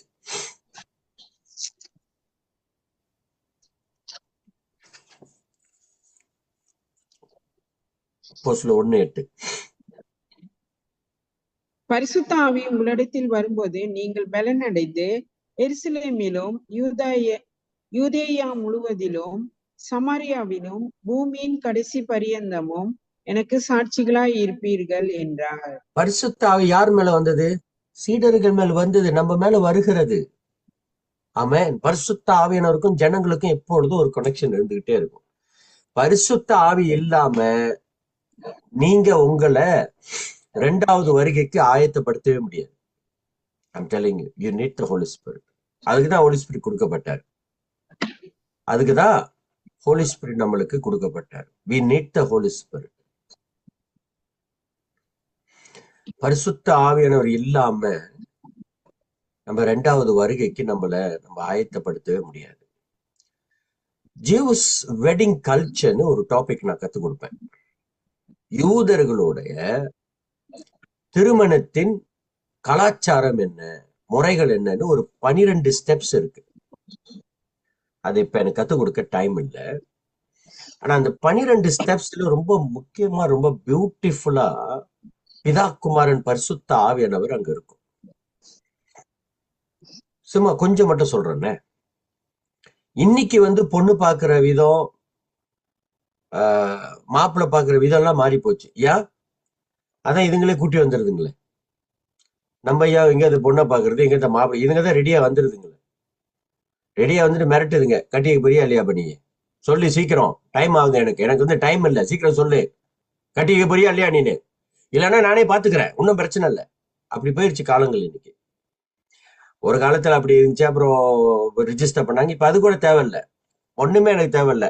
என்ன சொல்ற, மிரட்டுறாங்க பிள்ளைங்க இன்னைக்கு. அம்மா அப்பா என்ன பண்ணி சொல்ற, எனக்கு அவன் தான் வேணும், என்ன சொல்ற, டேய் வேணாண்டா, அந்த பொண்ணு சரியா வர, அதை பத்திலாம் நீ பேசக்கூடாது, எனக்கு அவ தான் வேணும், அவள் அடி செத்து போயிடும், போய் சாவு, அப்படிதான் சொல்லணும், போய் செத்து போ. இப்ப என்ன ஆச்சுன்னா, கல்யாணம் பண்ண தேவையில்ல, ரிஜிஸ்ட்ரேஷன் தேவையில்ல, லிவிங் டுகெதர்னு ஒண்ணு வந்துருச்சு. இப்ப ஒண்ணுமே தேவையில்ல. ஆனா ஆதி காலத்துல அப்படி இல்லை. யூதர்களுடைய கலாச்சாரம் எப்படி தெரியுங்களா? நான் உங்களுக்கு சொல்றேன். ஒரு பொண்ணை பார்க்கணும்னா மாப்பிள்ளை போய் பொண்ணை பார்க்க மாட்டாரு. மாப்பிள்ளைக்கு வேண்டிய பொண்ணை அப்பா தான் பார்ப்பாரு. ஈசாக்குக்கு பொண்ணு பார்த்தது யாரு சொல்லுங்க? ஈசாக்குக்கு பொண்ணு பார்த்தது யாரு? வேலைக்காரன். வேலைக்காரன். நீங்க அனுப்புவீங்களா உங்க வேலைக்காரனை? என் பொண்ணுக்கு ஒரு நல்ல மாப்பிள்ளைய பார்த்துட்டு வா, உங்க வேலைக்காரனுக்கு கொடுப்பீங்களா? கணவன் மனைவிக்குள்ளே சண்டை வந்துடும். பொண்ணு கல்யாணம் பண்ற பையன் கல்யாணம் பண்ற வயசுக்கு வந்தோடனே கணவர் சொல்லுவாரு, கல்யாணம் பண்ற வயசுக்கு வந்துருச்சு, பரவாயில்ல, என் சொந்தத்துலதான் ஒரு பொண்ணை பார்த்து கல்யாணம் வைக்கணும். வயசு சொல்லுவாங்க, ஆமா நீயும் உன் சொந்தமும் உன் மூஞ்சமும் ஓரக்கட்டேன் போயாங்க, உன் சொந்தமே வேண்டாம், என் சைட்ல இருக்கான், என் சைட்ல நான் ஒரு பொண்ணை பார்க்கறேன், 2 பேருக்கும் சண்டை வந்துடும். பேர் வைக்கும் போது எத்தனை கணவன் மனைவிக்கு சண்டை தெரியுமா? கணவன் மாதிரி சொல்லுவாரு, எங்க அப்பா பேரு நான் வைக்க போறேன், இவனுக்கு ஒரு பேரு வச்சு எங்க அப்பா பேருக்கு நான் எங்க அப்பா பேரையே வைக்க போறேன். என்ன உங்க அப்பா பேரு? குப்புசாமி. குப்புசாமி போய் அங்கிட்டு, இதெல்லாம் ஒரு பேரா? அந்த பேரு என் பிள்ளை கேட்க போறியா? மணிமார் சொல்லுவாங்க, முடியாது, குப்புசாமி. அப்ப கணவன் கேட்பாரு, அப்புறம் நீ இல்ல எங்க அப்பா பேரை வைக்க போறேன், மணிமார் சொல்லுவாங்க. அப்பா அவரு கேட்பாரு கணவன், உங்க அப்பா பேர் என்ன? பிச்சைசாமி. பிச்சைசாமியோட குப்புசாமி அன்னிட்டா பெட்டர் தான், போ குப்புசாமியை வச்சுக்கோ. ஆனா அந்த காலத்துல அப்படி இல்ல. யூதர்கள் என்ன பண்ணுவாங்கன்னா, அப்பா போய் பொண்ணு பார்ப்பாரு. அப்பா போய் பொண்ணு பார்த்து எந்த பொண்ணு மகனுக்கு கல்யாணம் பண்ணி வைக்கணும்னு சொன்னாரோ அந்த பொண்ணை தான் மகன் கல்யாணம் பண்ணுவாரு. யூத கலாச்சாரம். அது வரைக்கும் பொண்ணை போய் பார்க்கவே மாட்டாரு. என்ன நடக்கும் தெரியுங்களா? அப்பா போயிடுவாரு பொண்ணு பார்க்கறதுக்கு. பொண்ணு பார்த்து எல்லாமே பேசிட்டு வந்து, பொண்ணு வெளியே வரக்கூடாது, பொண்ணு முக்காடு போட்டு இருக்கணும். பொண்ணை வந்து கடைசி வரைக்கும் யாரும் பார்க்கவே கூடாது. மாப்பிள்ளை கல்யாணம் பண்ற அன்னைக்கு தான் பார்க்கணும். நம்மளும் அதை செய்யறோம். எப்ப கல்யாணம் பண்ற அன்னைக்கு பொண்ணு வந்து என்ன பண்ணும், அந்த வேலை அப்படியே தூக்கி போடும். ஏதோ இது வரைக்கும் அது பொண்ணை பார்த்தே இதாத மாதிரியும் இதுங்க தான் ஊர் சுத்துதுங்களே கூட்டிக்கிட்டு. அன்னைக்கு போடுவோம் பாருங்க நம்ம ஒரு டிராமா. நானும் எத்தனோ பேர் கல்யாணம் பண்ணி வச்சிருக்கேன். என்ன பண்றது, வேற வழி இல்லை. நம்ம இதை போடுவோம் பாருங்க ஒரு டிராமா. இப்பொழுது மணவாட்டி தன்னுடைய வேலையை நவுத்துவார், கணவர் பார்ப்பார். பக்கத்துல பொண்ணுங்களோட இருக்காங்க பாஸ்டர். என்னது? ஷேரன் பொண்ணுங்களோட இருக்காங்க. ஏன்னா அவங்களுக்கு அடுத்து கல்யாணம் இல்ல. ஆமா ஆமா, அவன் கல்யாணம் நல்லா சம்பூர்ணமா நடக்கும். அது எனக்கு தெரியும். கத்திர ஆசிரிப்பார். பெரிய ஒரு டிராமா போடுவோம். ஆனா அந்த டிராமாலாம் ஒரு நிஜம் இல்லை. இதுங்கதான் சுத்துதுங்களே ஊர் அதுக்கு மிந்தி. ஆனா அந்த காலத்துல வந்து அப்படி இல்லை. அந்த கலாச்சாரமே வேற. இப்ப அப்பா பார்த்து சம்மந்தம் எல்லாம் பேசிட்டு வந்துருவாரு. பேசிட்டு வந்து மகன்கிட்ட சொல்லுவாரு, டேய் பொண்ணு பார்த்துட்டேன்டா, போட்டோ எதாவது எடுத்து வந்துருக்கீங்களாப்பா? அந்த காலத்துல எல்லாம் ஒன்றும் கிடையாது. போட்டோ எல்லாம் ஒரு மண்ணும் கிடையாது, சும்மா கிடையாது. பொண்ணை பார்த்துட்டு அதான் பொண்ணு உனக்கு. சரிப்பா. பொண்ணை பார்த்துட்டு வந்த கையோட மாப்பிள்ளை என்ன தெரியுமா செய்வாரு, வீடு கட்ட ஆரம்பிச்சிருவாரு. சொந்தமா வீடு கட்டுவாரு. இதான் யூதர்களுடைய கலாச்சாரம். அந்த வீடு எங்க தெரியுமா கட்டுவாரு, அப்பாவோட வீட்டுக்கு மேல ஒரு வீடு கட்டுவாரு. இது அப்படியே இயேசு கிறிஸ்துவ பத்தி சொல்லும். இயேசு கிறிஸ்து வந்தாரு, பொண்ணை பார்த்துட்டு போயிட்டாரு. அவர் மணவாளன், சபை வந்து மணவாட்டி. போயிட்டு என்ன சொன்னாரு, இதோ என்னுடைய தகப்பன் இடத்துல ஒரு வாசஸ்தலத்தை உங்களுக்கு உண்டாக்கி I will come back and take you. அது போல என்ன நடக்கும்னா, பொண்ணை பார்த்துட்டு வந்த பிறகு மாப்பிள்ளை வந்து வீடு கட்டுவார். மாப்பிள்ளை தான் கட்டணும், அப்பா கட்டுறது இல்லை. இன்னைக்கெல்லாம் மாறி போச்சு. மாப்பிள்ளை தான் கட்டணும். சொந்த பணத்துல மாப்பிள்ளை கட்டணும் வீட்டை. நீ வீட்டை கட்டி முடிக்காத வரைக்கும் கல்யாணம் நடக்காது அந்த காலத்துல. இப்ப அப்படி ஒரு ரூல்ஸ் வச்சான்னு வைங்க, கொல்ல பையனுக்கு கல்யாணமே நடக்காது. எல்லாம் அப்படியே அலைஞ்சிரு கிடக்கணும், அவுத்து விட்ட காலம் மாதிரி. எல்லாம் அப்படி இருக்கு. இப்போ உள்ள கணவரெல்லாம் கோச்சிக்காதீங்க, அட்டை சோம்பேறிங்க. எங்க டைம்ல கூட நாங்களாம் அப்படியே கன்னு மாதிரி நின்னோம். இப்ப நான்லாம் வந்து கல்யாணம் பண்றதுக்கு முந்தி 1 மாசம் டைம். 1 மாசம் டைம்லயே வீடு பார்த்தாச்சு. ரெண்ட் வீடு தான், வீடு பார்த்தாச்சு. வீடுக்கு ஃபுல்லா ஜாமான் வாங்கி போட்டுட்டேன். டிவி, கட்டலு, சோஃபா, அது இதுன்னு கடனுக்கு தான் வாங்கினேன். இன்னைக்கு இருக்கான்னு தெரியல. அன்னைக்கு வந்து கொஞ்சம் கொஞ்சமா கட்டலாம், கடன் இல்லை, கொஞ்சம் கொஞ்சமா கட்டினா வீட்டுல வந்து ஜாமான் போட்டுருவான் கடைசியில. அப்படி எல்லாம் சேர்த்து கல்யாணம் பண்ண அன்னைக்கு ராத்திரி, கல்யாணம் முடிஞ்சிச்சு அன்னைக்கு ராத்திரி. எங்க அப்பாவோட ஸ்டைல் என்னை பத்தி அவருக்கு நல்லா தெரியும். அவருக்கு தெரியும், நான் கல்யாணம் பண்ணோன்னே என் வீட்டுக்கு தான் போவேன். என் மாமியார் வந்தாங்க, தம்பி என்னது, என் வீட்டுக்கு தான் நீங்க வரணும். ஏன், இன்னைக்கு முதல் இரவு. ஒரு இரவு வேணாம், ஆளை ஒடி, நீ என் வீட்டுக்கு தான் போடு. அன்னைக்கு ஒரு கோச்சிக்கிட்டு போவாங்க, கவலை இல்லை. என் வீட்டுக்கு தான் போகணும். என் மனைவி கூட்டிட்டு போயிட்டேன் நான். அப்படி ஒரு தரத்துல வாழ்ந்தோம். இன்னைக்கு இங்க இந்த கூட்டத்துல இருக்கிறவங்க கூட நீங்க கல்யாணம் பண்ண அந்த நாட்களை திரும்பி பாருங்க. உங்க சொந்த பணத்துல கல்யாணம் பண்ணிருப்பீங்க. நான் வந்து இன்னைக்கு தைரியமா துணிச்சலா சொல்றேன், என் சொந்த பணத்துல நான் கல்யாணம் பண்ணேன். என் சொந்த பணத்துல. இன்னைக்கு எத்தனையோ பேர் இருப்பீங்க அப்படி சொந்தமா கல்யாணம் பண்றவங்களா, நீங்களாம் காலர் தூக்கி விட்டுக்கலாம். நான் தான் எல்லாமே, நான் தான் கல்யாணம் பண்ணேன். இன்னைக்கு காலம் எல்லாம் மாறி போச்சு. அன்னைக்கு அப்படி அல்ல. மாப்பிள்ளை பொண்ணு அப்பா பார்த்துட்டான்னு சொன்ன உடனே வீடு கட்ட ஆரம்பிச்சிருவான். இவன் வீடு கட்டிட்டு இருப்பான். பொண்ணுக்கு ஒரு பொண்ணு தோழி கொடுப்பாங்க. நல்லா கேளுங்க. இவங்க வீடு கட்டிக்கிட்டு இருப்பான். வீடு கட்டி முடிக்கிற வரைக்கும் கல்யாணம் கிடையாது. இவங்க வீடு கட்டுவாரு. பொண்ணுக்கு ஒரு பொண்ணு தோழி இருக்கும். அந்த பொண்ணு தோழி தான் எல்லா மெசேஜும் கொண்டு வருவாங்க. பொண்ணு சொல்றத மாப்பிள்ளிட்டு சொல்றதும், மாப்பிள்ளை சொல்றதும் பொண்ணுகிட்ட சொல்றதும், அதான் அவங்களுடைய வேலை. இவர் வீடு கட்டி முடிச்சோடனே அப்பாட்ட போய் சொல்றாரு, அப்பா வீடு கட்டி முடிச்சுட்டா, ரெடிப்பா. அப்படியா, லெட்ஸ் கோ, போய் கல்யாணம் பண்ணலாம் வா. அன்னைக்குதான் வருவார் அவர். அப்பா ஸ்தானத்துல பிதாவானவர் இருக்கிறாரு. மகன் ஸ்தானத்துல இயேசு கிறிஸ்து இருக்காரு. பொண்ணு ஸ்தானத்துல சபை இருக்கு. பொண்ணு தோழி ஸ்தானத்துல பரிசுத்த ஆவியானவர் இருக்கிறாரு. அந்த பொண்ணை அலங்காரப்படுத்தி அழகுபடுத்தி அந்த மணவாளன் திருமணம் பண்ற வரைக்கும் அந்த பெண்ணு வந்து பரிசுத்தமாகவும் உண்மையாகவும் கன்னியாகவும் இருப்பது அந்த பொண்ணு தோழியோட வேலை. அதே போல மணவாளனாக இருக்கிற என் அன்பு தெய்வம் இயேசு கிறிஸ்து திரும்பி வரும் பொழுது சபையாக இருக்கிற நீங்களும் நானும் பரிசுத்தமாகவும் கன்னிகளாகவும் வேர்ஜினாய் வாழ்வது என் அன்பு தெய்வம் பரிசுத்த ஆவியினுடைய வேலை. அதை தான் ஒவ்வொரு சபையவர் ஆயத்தப்படுத்தி என் தேவன் இயேசு கிறிஸ்து வரும் பொழுது இந்த சபை ஆகிய இந்த மனவாட்டிகள் தேவனுக்கு பரிசுத்தமாய் வாழும்படி பரிசுத்த ஆவியானவர் நம்மளை ஆயத்தப்படுத்தி கொண்டு வருகிறார். அல்லேலூயா. மீட்பின் நாளுக்கு உங்களை ஆயத்தப்படுத்துகிற பரிசுத்த ஆவியானவரை துக்கப்படுத்தாமல் இருங்க. Don't grieve the Holy Spirit. சரி, துக்கப்படுத்தினா என்ன நடக்கும்? அதையும் நம்ம கேட்கணும்ல. துக்கப்படுத்தினா துக்கப்படுத்திக்கிட்டே இருங்க, இருக்க மாட்டாரு, உங்களை விட்டுட்டு போயிடுவாரு. பரிசுத்த ஆவியானவருக்கும் ஜனங்களுக்கும் எப்பொழுதுமே ஒரு கனெக்ஷன் இருக்கும். மாப்பிள்ளை போயிட்டு தான் பொண்ணை கூட்டிட்டு வருவாரு. அப்பா வீடு கட்டிட்டா ரைட் கம் லெட்ஸ் கோ போவாரு. திருமணம் நடந்து முடிஞ்சோடனே மாப்பிள்ளை பொண்ணை கூட்டிட்டு வர்றாரு. எங்க கூட்டிட்டு வர்றாரு? சொந்த வீட்டுக்கு கூட்டிட்டு வர்றாரு. தன்னுடைய கையினால் கட்டின வீடு. ஆமென். உங்களுக்கும் எனக்கும் தன்னுடைய கைகளில் ஆணிகளை சுமந்து, கால்களில் ஆணிகளை சுமந்து, தலையில முச்சடியை சுமந்து, சிலுவையை சுமந்த என் அன்பு தெய்வம் வந்து நம்மளை கூட்டிட்டு போறார். Is coming back soon. அல்லேலூயா. ஆண்டவருக்கு பரிசுத்த ஆவியானவருக்கும் ஜனங்களுக்கும் எப்பொழுதுமே ஒரு கனெக்ஷன் இருந்துகிட்டே இருக்கும். அடுத்தது உங்க நோட்ஸ்ல பாருங்க, நம்பர் 12, 12வது. The Holy Spirit and the Church. பரிசுத்த ஆவியானவருக்கும் சபைக்கும் எப்பொழுதுமே ஒரு கனெக்ஷன் இருந்துகிட்டே இருக்கும். பரிசுத்த ஆவியானவர் இல்லாம சபைக்கு ஒரு ஜீவனே இல்லை. சபைக்கு ஒரு ஜீவன் இருக்குன்னா அதுக்கு பரிசுத்த ஆவியானவர் தான். பரிசுத்த ஆவியானவர் ஏன் நம்மளுக்கு கொடுக்கப்பட்டது, என்ன காரணம்? என்ன சில வசனங்கள் உங்களுக்கு கொடுத்திருக்கிறேன். The Holy Spirit and the Church. சரி, வாசிப்போமே. யோவான் 3வது அதிகாரம் வசனம் 5 வாசிங்க. John chapter 3 verse 5.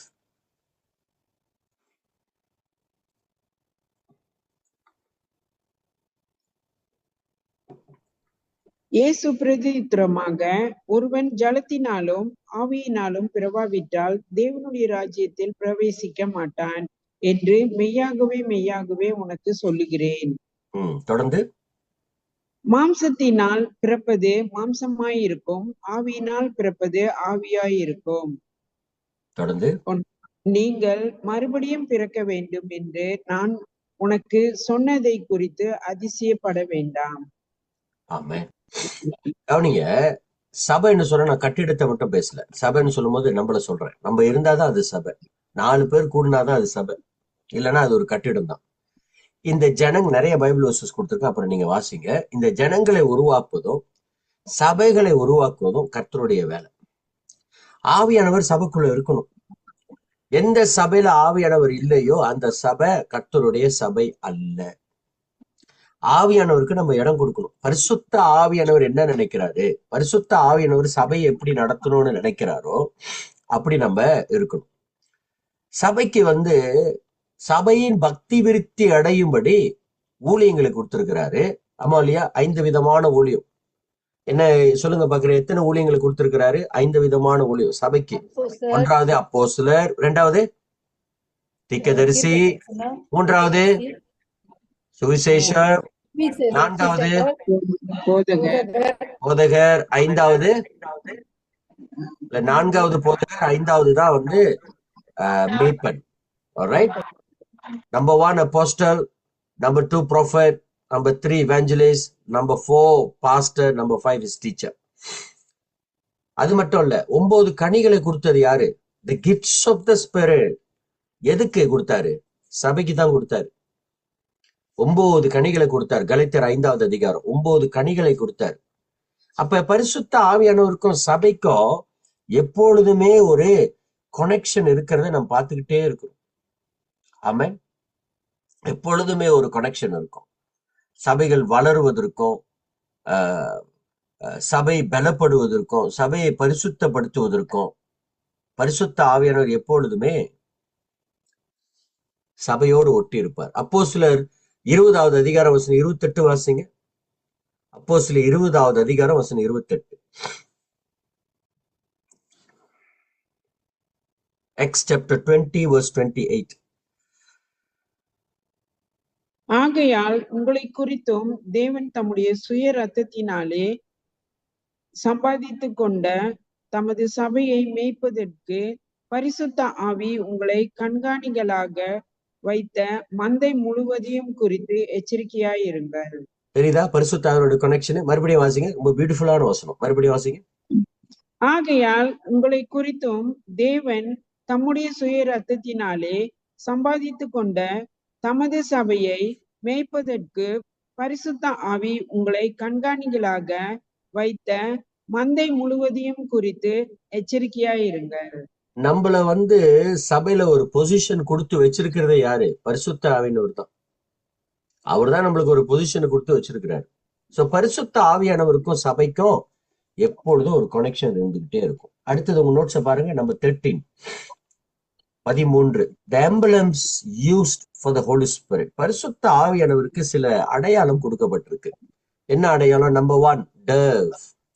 Alright, பிராவை போல, பிராவா வரல, பிராவை போல வந்தாரு.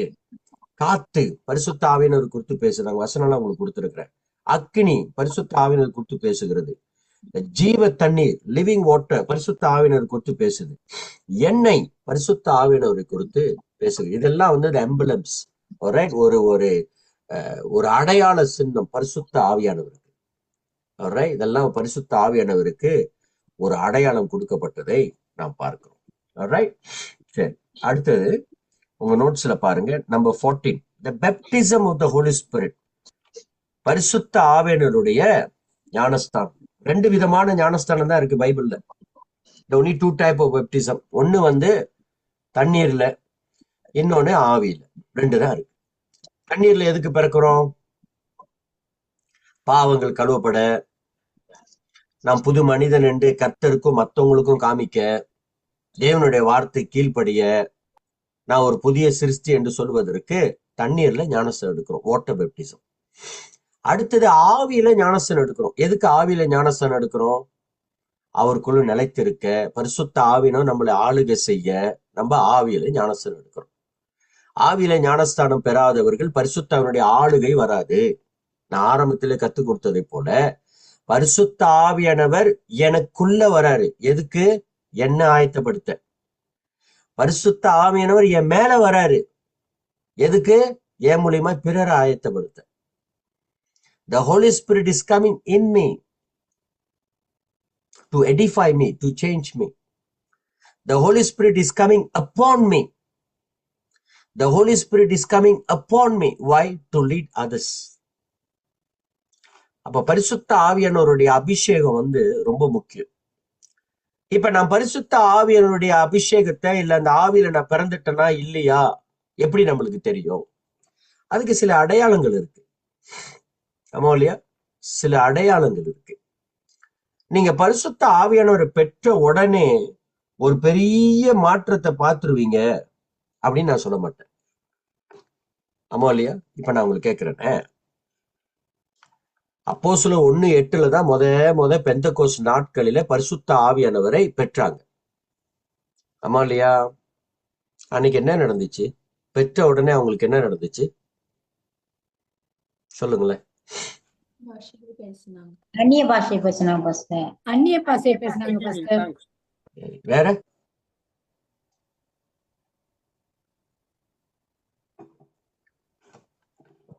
பரிசுத்த ஆவியின் பெற்றோன்னு அவங்க மேல என்ன வந்துச்சு? பெலன் வந்தது. எங்கேயாவது போட்டிருக்கா? பரிசுத்த ஆவியின் வந்தோன்னா டான்ஸ் ஆடினாங்க, குதிச்சாங்க, கத்துனாங்க, கதறினாங்க, சுத்துனாங்க, எங்கேயாவது இருக்கா? இதெல்லாம் நம்ம இமோஷனல்ல செய்யறது. தப்புன்னு சொல்லல, ஆண்டவர் அப்படி உங்களை நடத்த மாட்டார் நான் சொல்லல, டோன்ட் கெட் மீ ராங்.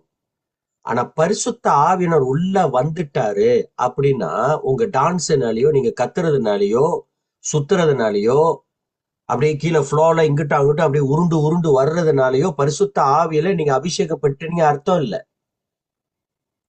உண்மையா பரிசுத்த ஆவி அபிஷேகம் பெற்றுட்டோம்னா நம்மளுக்குள்ள ஒரு புதிய பலன் இருக்கும். எதுக்கு பலனு? அப்பதான் 4 பேரை குத்த முடியும். பாஸ்டருக்கு அப்படியே போட்டிருக்க வசனத்துல, அப்பதான் 4 பேரை குத்த முடியும்.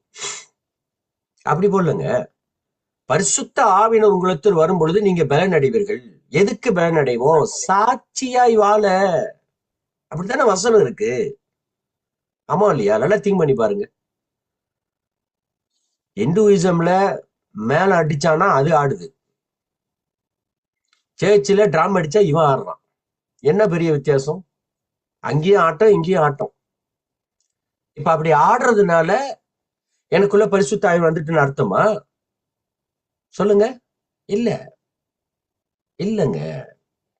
சில பாசனமார்கள் ஜெபிக்கும் போது அவங்க கீழே விழுவலன்னா அவர் ஒரு மாதிரி ஆயிடுறாரு. ஏன் கீழே விழுவல?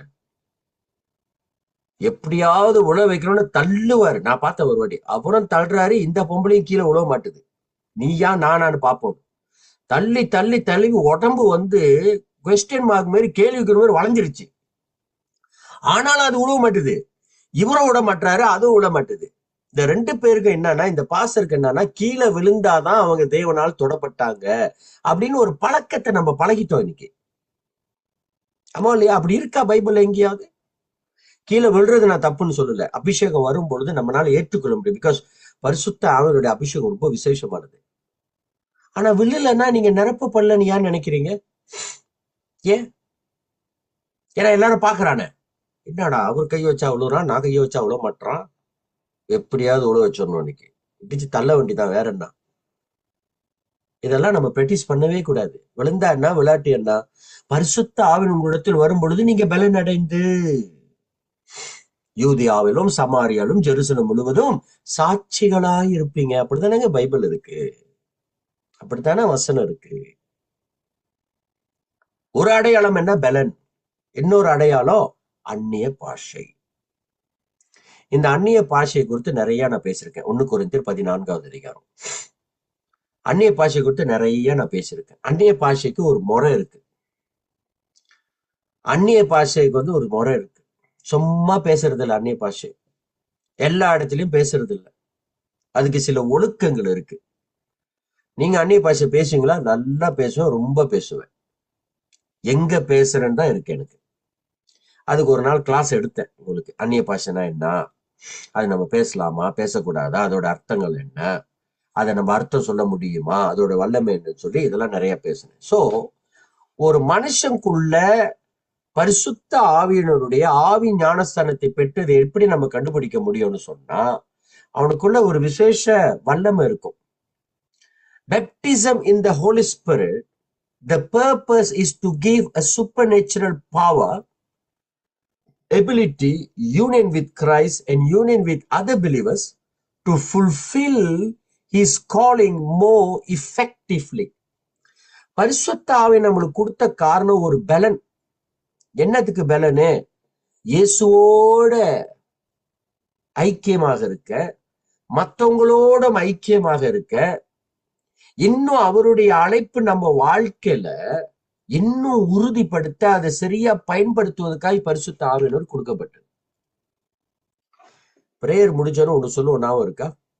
கர்த்தராகிய இயேசு கிறிஸ்துவுடைய கிருபையும். சொல்றீங்களா உங்க சர்ச்சில்? கண்டிப்பா பாஸ்டர். கர்த்தராகிய இயேசு கிறிஸ்துவுடைய கிருபையும், பிதாவுடைய அன்பும், பரிசுத்த ஆவியினுடைய அன்யோன்ய ஐக்கியமும் சதா காலம் உங்களோட இருப்பதாக. கேட்டிருக்கீங்களா? ஆனா அது அர்த்தம் என்னன்னு விளங்குமா? அர்த்தம் கிடக்குது, நீங்க வேற சொன்னா சரி. அப்படிதான் இருக்கு எல்லாமே. அர்த்தமாவது, வெங்காயமாவது, அதெல்லாம் எங்களுக்கு வேண்டாம். நல்ல கவனமா கேளுங்க. கர்த்தராக இயேசு கிறிஸ்துவோட கிருபை, ரைட்டு. பிதாவுடைய அன்பு, ரைட்டு. 3வது பரிசுத்த ஆவியோடைய அந்யோன்ய ஐக்கியம்.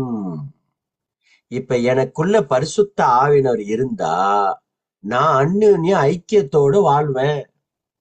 எல்லாத்துக்கிட்டையும் போய் சண்டை போடுறது இல்லை.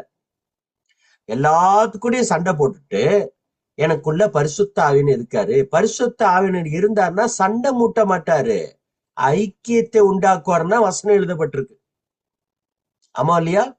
The grace of the Lord Jesus Christ and the love of the Father and the sweet fellowship of the Holy Spirit the sweet fellowship of the Holy Spirit. அப்ப பரிசுத்த ஆவியானவருக்குள்ள வந்த காரணம் ஐக்கியத்தை உண்டாக்க.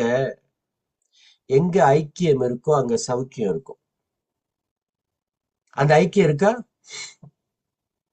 சபையில தான் சண்டை நடக்குது. எங்க இருக்கு ஐக்கியம்? சபையில சண்டை தான் பயங்கரமா நடக்குது. நாக்காலை தூக்குறதும், மேசையை தூக்குறதும், பூசணிக்காய் விட்டு அடிக்கிறதும் எல்லாம் நடக்குது சபையில. நான் பார்த்திருக்கேன், கண்ணால பார்த்ததுதான் சொல்றேன். சபையிலே சண்டை, சபையிலே சண்டை. அப்ப எங்க பரிசுத்தம் இருக்காரா? சிந்திக்கணும். இப்ப நான் நினைக்கிறேன் நிறைய சபையில பரிசுத்தாவே இல்ல. சும்மா நம்ம கத்திக்கிட்டு இருக்கிறோம், சும்மா கத்திட்டு கிடக்குறோம். அது என்னன்னா பரிசுத்தா இருக்குன்னு நம்ம நினைச்சுக்கிறோம். ஐக்கியம் இல்லைன்னா இருக்க மாட்டாருங்க. ஐக்கியம் இல்லைன்னா பரிசுத்தா இருக்க மாட்டாரு. பரிசுத்த ஆவியினருக்கு இங்க சரியான கணத்தை கொடுக்கலன்னா இருக்க மாட்டாரு, இருக்கவே மாட்டாரு. He will leave you. சவுலை விட்டு விலகினார், இஸ்ரவேல் ஜனங்களை விட்டு விலகினார், செம்சனை விட்டு விலகினார். அது பழைய ஏற்பாடுனால அல்ல, பாவம் செஞ்சதுனால. பழைய ஏற்பாடுல அவ்வப்போது வந்துட்டு போனாரு. எதுக்கு வந்தாரு? அவர்களை பயன்படுத்துவதற்காக. எதுக்கு போனாரு? அந்த டாஸ்க் முடிஞ்சிருச்சு, அந்த வேலை முடிஞ்சிச்சு, அதனாலதான் போனாரே ஒழிய சும்மா அப்படியே வந்துட்டு போறது அவரோட வேலை இல்ல. இன்னைக்கு நான் போறேன், உனக்குள்ள போவேன், அப்புறம் நான் போக மாட்டேன் இல்ல. ஒரு காரணத்துக்காக வருவாரு. அந்த வேலை முடிஞ்சோடனே he will leave. New testament தான் பெர்மனண்டா இருந்தாரு. அவர் பெர்மனண்டா இருக்கணும்னா எனக்குள்ள பரிசுத்தம் இருக்கணும். ஒரு கேள்வி கேட்கிறேன்னு, எனக்குள்ளே ஹோலி இல்ல, ஹோலி ஸ்பிரிட் இருப்பாரா? இருப்பாரா? இருக்குமா? எப்படிங்க இருப்பாரு? எனக்குள்ளே ஹோலி இல்ல. நம்மளை சுத்தி காமிச்சுட்டே இருப்பாரு, நம்ம தவறுகளை சுத்தி காமிச்சுட்டே இருப்பாரு, நம் குற்றங்களை சுத்தி காமிச்சுட்டே இருப்பாரு. மனமே திரும்பலன்னா, மனமே திரும்பல, never want to repent. பாவத்துல ஸ்ட்ரகிள் பண்ணிக்கிட்டே இருக்கும். want to repent but cannot, want to repent but cannot. Still the Holy Spirit will be in you, கூட இருப்பாரு. But when you decided, no, I'm not going to change, this is my life, do you think Holy Spirit will be in you?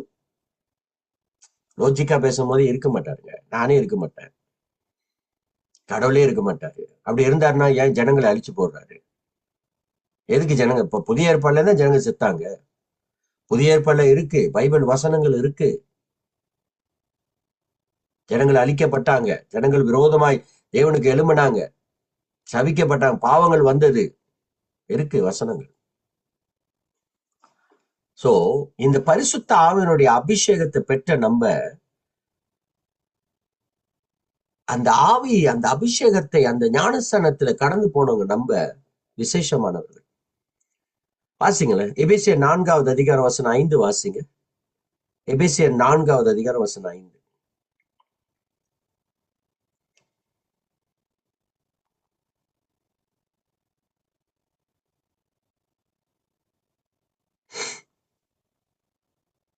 The book of Ephesians chapter 4. ஒரே கர்த்தரும் ஒரே விசுவாசமும் ஒரே ஞானஸ்நானமும். ஆறு படிக்க வசனம் படிங்க, 6 படிங்க. எல்லாருக்கும் ஒரே தேவனும் பிதாவும் உண்டு, அவர் எல்லார் மேலும் எல்லாரோடும் உங்கள் எல்லாருக்குள்ளும் இருக்கிறவர். இங்கிலீஷ்ல பாக்குறேன்.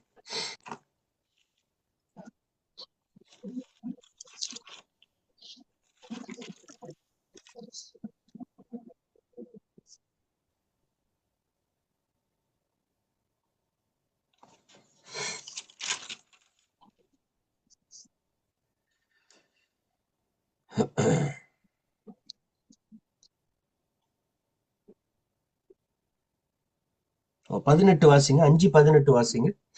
5:18. துன்மார்க்கத்திற்கு ஏதுவான மதுபான வெறி கொள்ளாமல் ஆவியினால் நிறைந்து. ஆவியினால நம்ம நிறைந்திருக்கணுமா? அதுதான் இந்த அபிஷேகம். நான் ஆவியில பிறந்துட்டேன், நான் பரிசுத்த ஆவியினுடைய பெப்டிசம் பெற்றுட்டேன் அப்படின்னு சொல்றது என்னன்னா, ஆவியில நம்ம நிறைந்திருக்கணும். அதான் அதோட அடையாளம். ஆவியில நம்ம நிறைந்திருப்பது மிகவும் அவசியம். இன்னொரு வசனத்தை வாசிப்போம். கலெக்டர்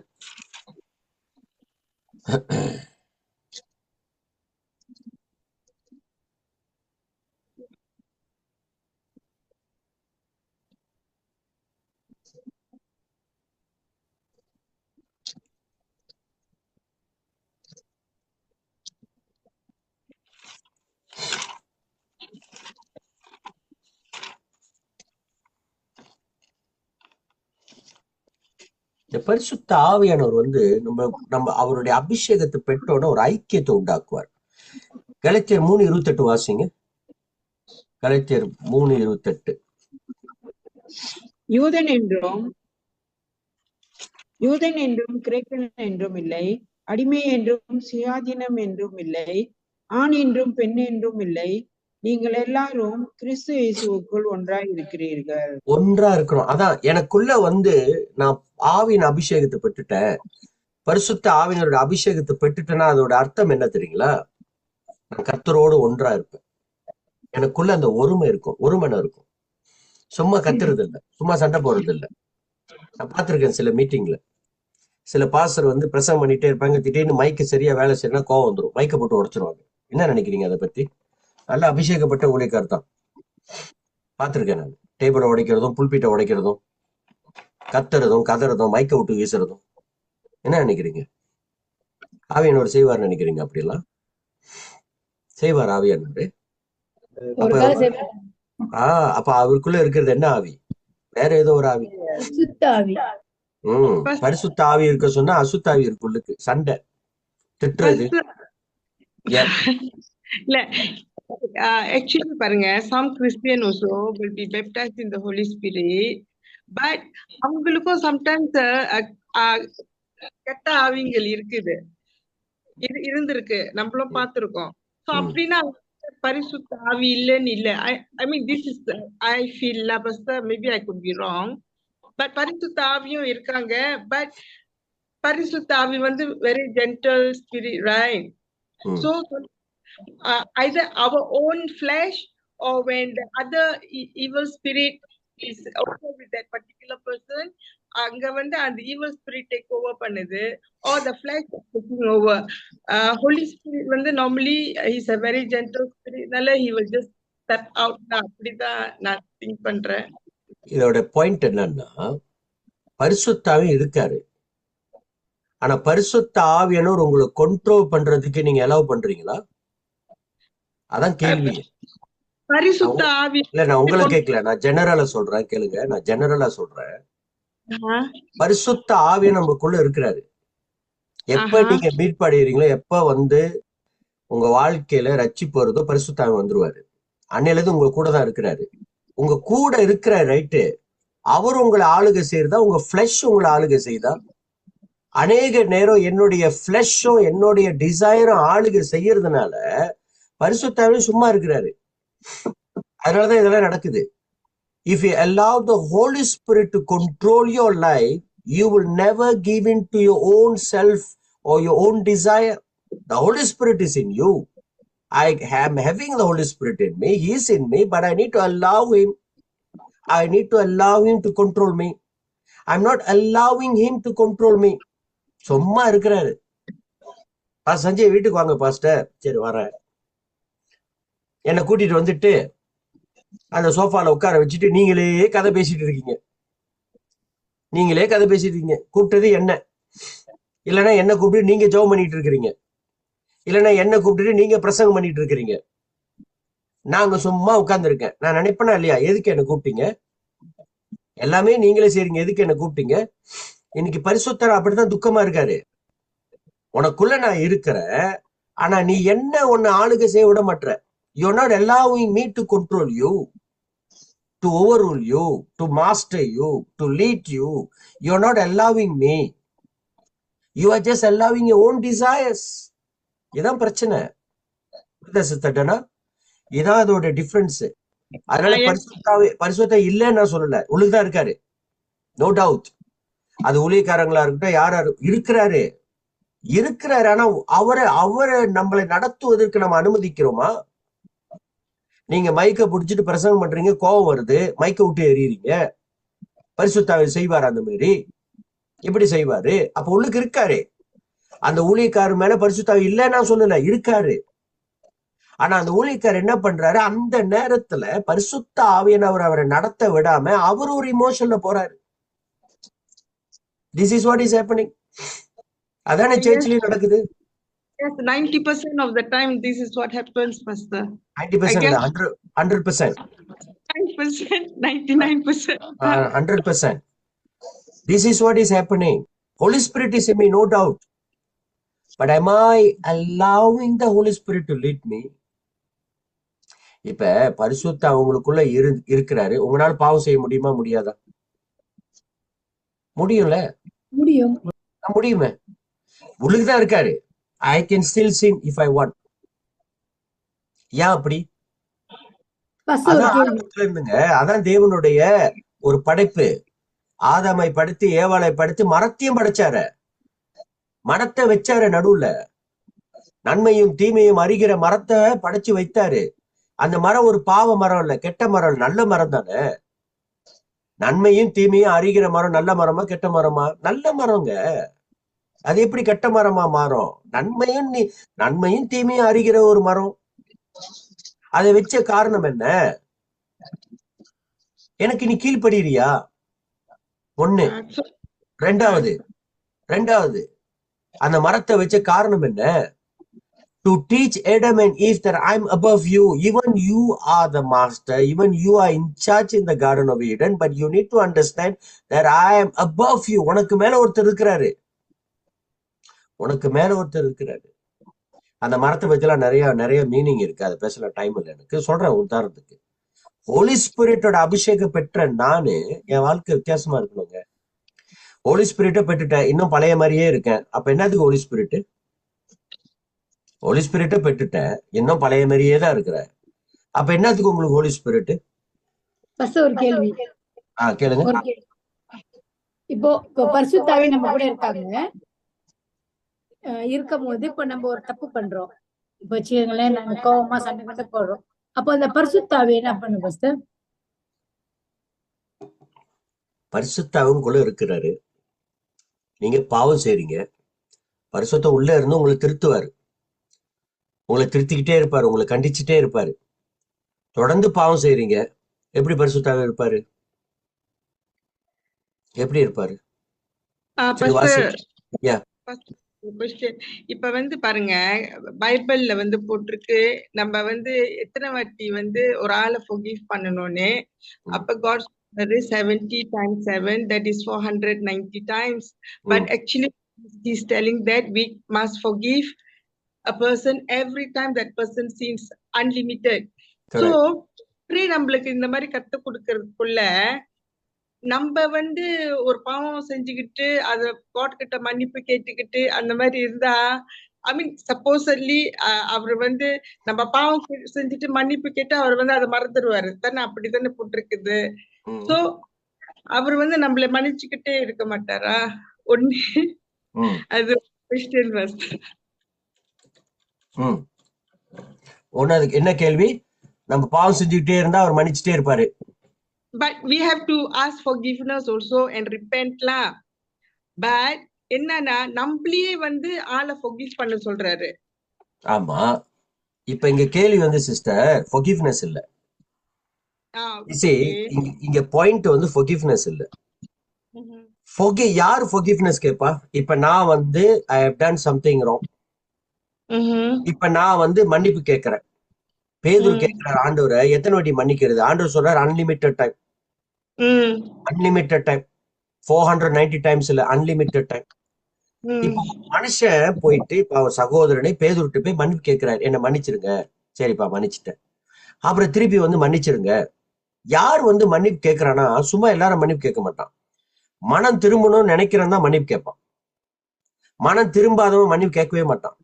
நான் மனம் திரும்பணும், I want to change, but I'm struggling, but I want to change. Yes, எப்போ ஒரு மனுஷன் நான் சேஞ்ச் பண்ணணும்னு நினைக்கிறானோ அவனுக்குள்ள பரிசுத்தம் இருப்பாரு. இன்னொன்னு சொல்லிட்டா, ஒரு வசனம் இருக்கு, those who confess their sin will be blessed ன்னு போடல. எவன் ஒருவன் தன் பாவத்தை அறிக்கையிட்டு விட்டு விடுகிறானோ அவனே பாக்கியவான். அப்படிதான் வசனத்துல வாசிக்கிறோம். பாவத்தை அறிக்கை செஞ்சுக்கிட்டே இருக்கிறவன் பாக்கியவான் இல்ல. You confess your sin again and again and again and again. வசனம் ஒண்ணு இருக்குல்ல, பாவத்தை மன்னிப்பு கேட்டுட்டு திருப்பி போய் பாவம் செஞ்சா அவன் நாய்க்கு சமம்னு பைபிள் இருக்கு. ஒரு நாய் ஒமிட் பண்ணி அந்த ஒமிட் அதே சாப்பிடுற மாதிரிதான் ஒரு மனுஷனுடைய வாழ்க்கை.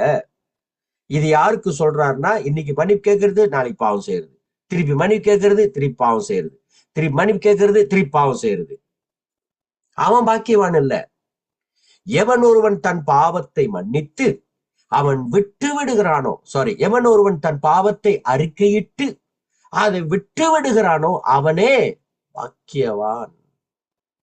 இப்ப பாவம் செஞ்சுக்கிட்டு இருக்கிறவன் மன்னிப்பு கேட்டுக்கிட்டே இருக்கிறான், ஜெனுவின் தான், செய்யக்கூடாது ஆனா முடியல பாஸ்டர், செய்யல, ஒரு வாரம் தாங்குறேன், 8வது நாள் செஞ்சுட்டேன். அவனுக்கு அந்த மாறணும்னு விருப்பம் இருக்கு. எவன் ஒருவன் தன் பாவத்தை விட்டு மாறணும்னு விருப்பம் இருக்கோ அவனுக்குள்ள பரிசுத்த ஆவி இருப்பார் நிச்சயமா. Because he has the desire to change. If a person decided, I don't want to change, this is my life, I don't want to repent, எப்படி பரிசுத்த ஆவி இருப்பாரு? Logically thinking. ஒரு வசனம் வாசிப்போமே, தனா கொடுத்த வசனத்தை வாசிப்போம். எடுத்துக்கொள்ளுங்க, சங்கீதம் 51வது அதிகாரம் எடுங்க. Psalms chapter 51. Psalms chapter 51 எடுங்க.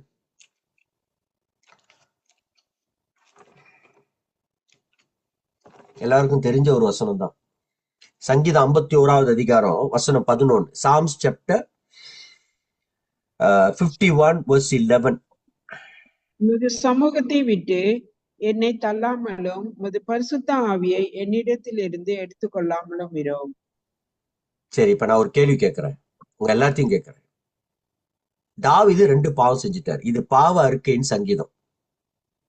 ஒன்னு விபச்சாரம், இன்னொன்னு கொலை.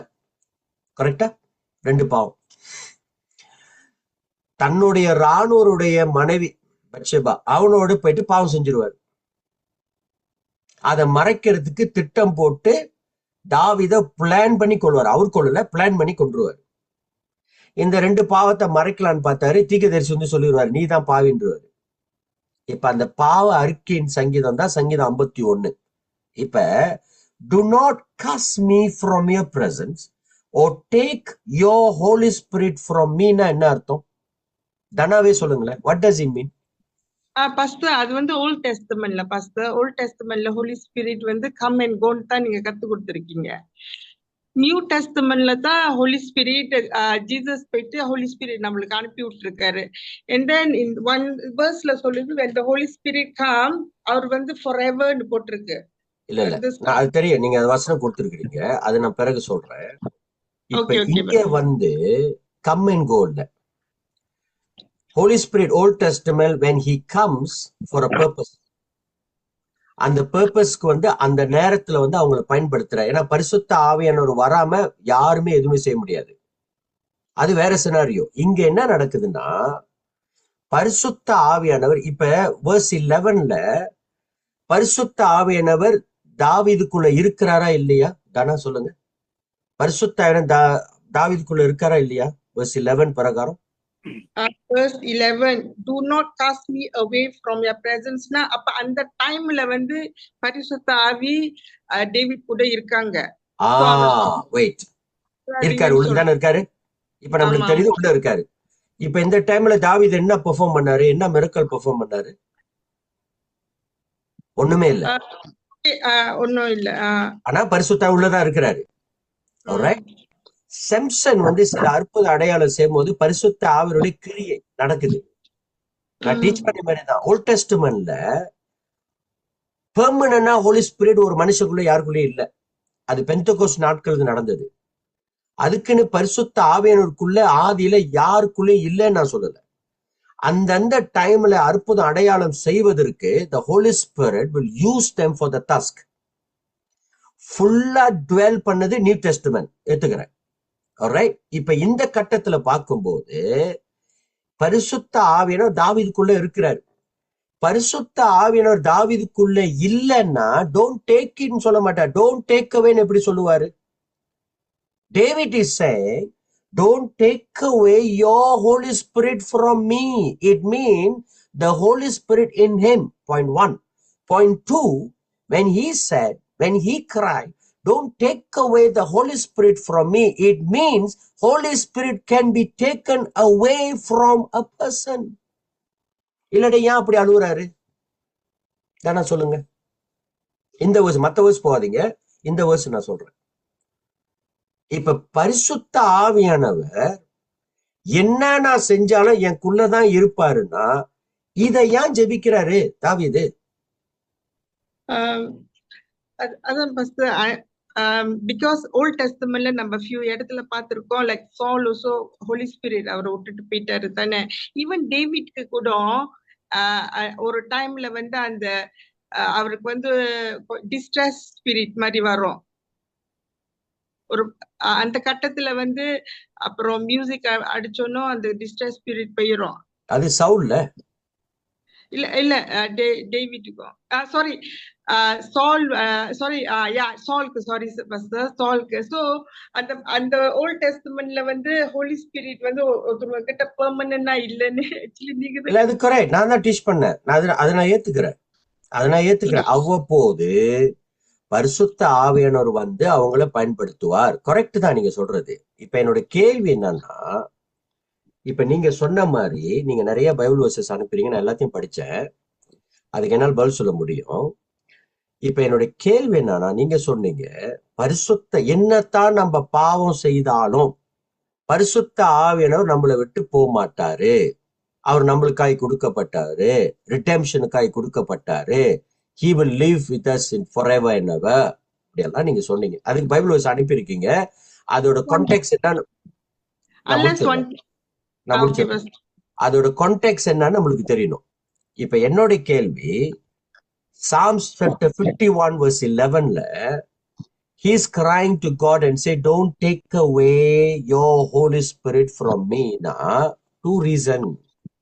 Number one, அங்க என்ன பாக்குறோம்னா, அவர் பாவ அறிக்கை செய்றார். He's confessing his sin. During his confession, the Holy Spirit is still in him. No doubt. பாவம் செஞ்சிருக்கிறாரு, பரிசுத்த உள்ளதான் இருக்கிறாரு. பாவ அறிக்கை இல்லைன்னா எடுத்து போடாதீங்கன்னு சொல்ல மாட்டாரு. உள்ள இல்லைன்னா எப்படி எடுத்து போடணும்னு சொல்ல முடியும்? எப்படி சொல்லியிருக்கணும்? ஆண்டவரே பரிசுத்த ஆவியை விட்டு விலகிட்டாரு, திருப்பி கொடுங்க அப்படி சொல்லியிருக்கணும். Please give me back the holy ஸ்பிரிட்னு சொல்லியிருக்கணும். கிவ் மீ பேக்னு சொல்ல, டோன்ட் டேக் இட்னா அப்பனா பரிசுத்த உள்ளதான் இருக்கிறாரு. ஒத்துக்கிறேன். பாவம் செய்தாலும் பரிசுத்த உள்ளதா இருக்கிறாரு. கரெக்ட். ஏன் இப்படி ஜெபிக்கிற? அடுத்த பாயிண்ட் என்னன்னா, don't take away your holy ஸ்பிரிட்னா வாட் டஸ் இட் மீன்?